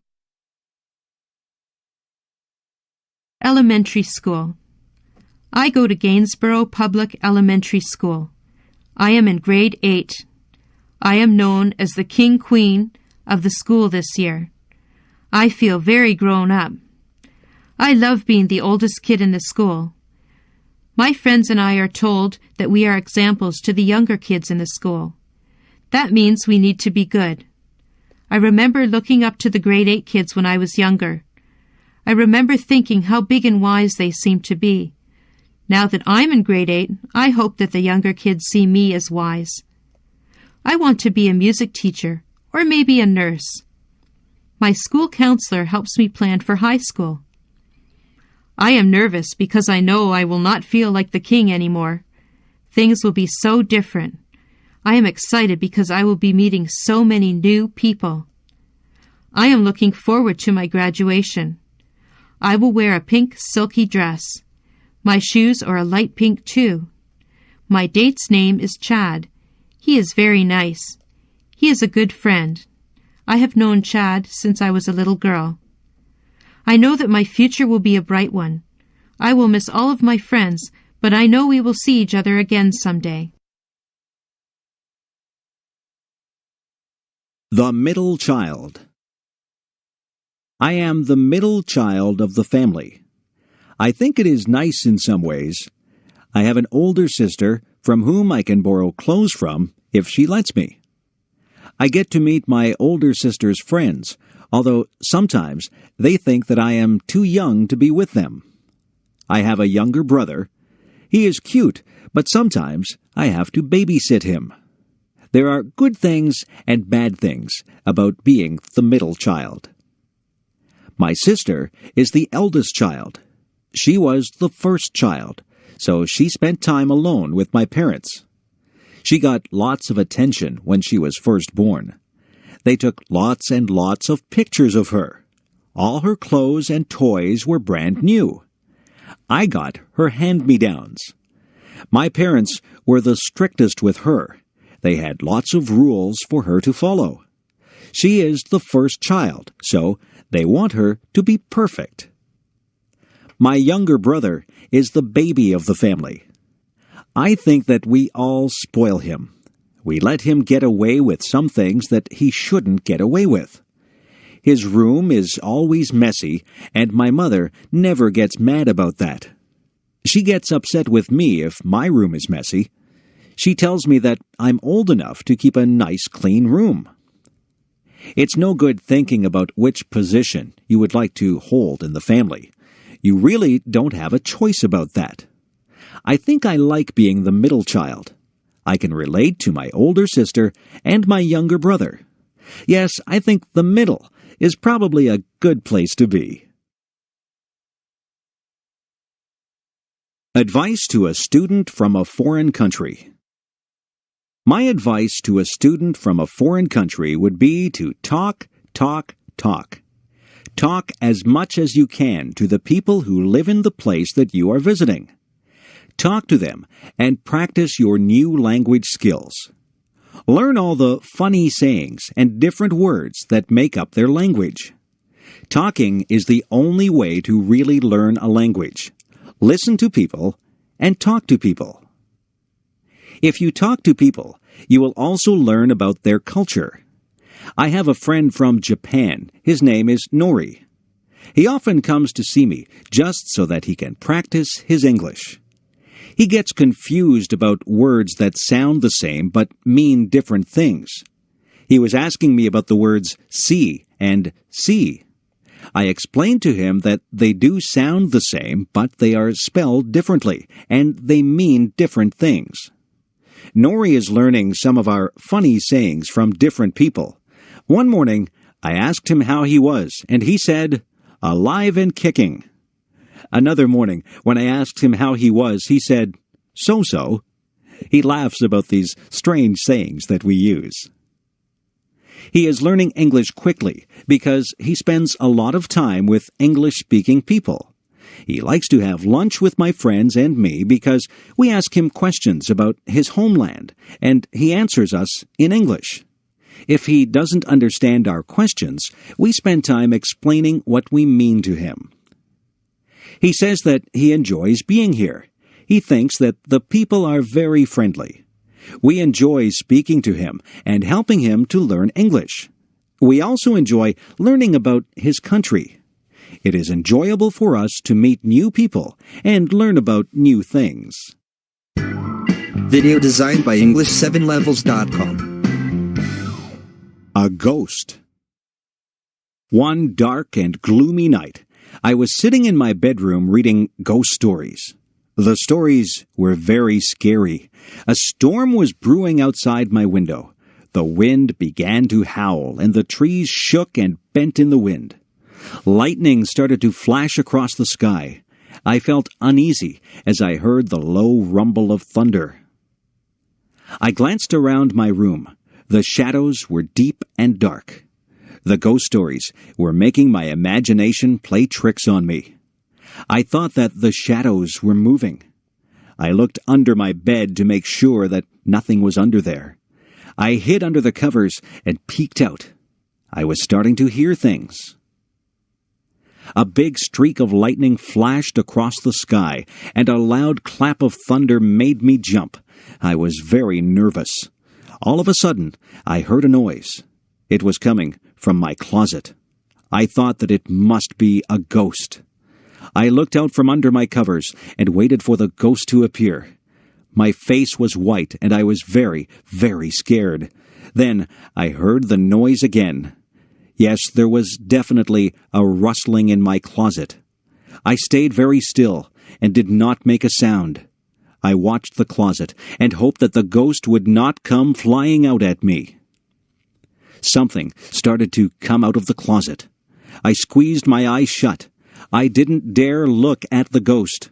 I heard it come out of the closet. I felt it jump up on my bed. I was still too scared to look. Then the ghost made a noise. It said, "Meow." I opened my eyes and saw my kitten standing there. It was my kitten that had made the rustling noises in the closet. I laughed and felt very foolish. I have decided not to read ghost stories on dark, stormy nights. I think my imagination plays tricks on me when I read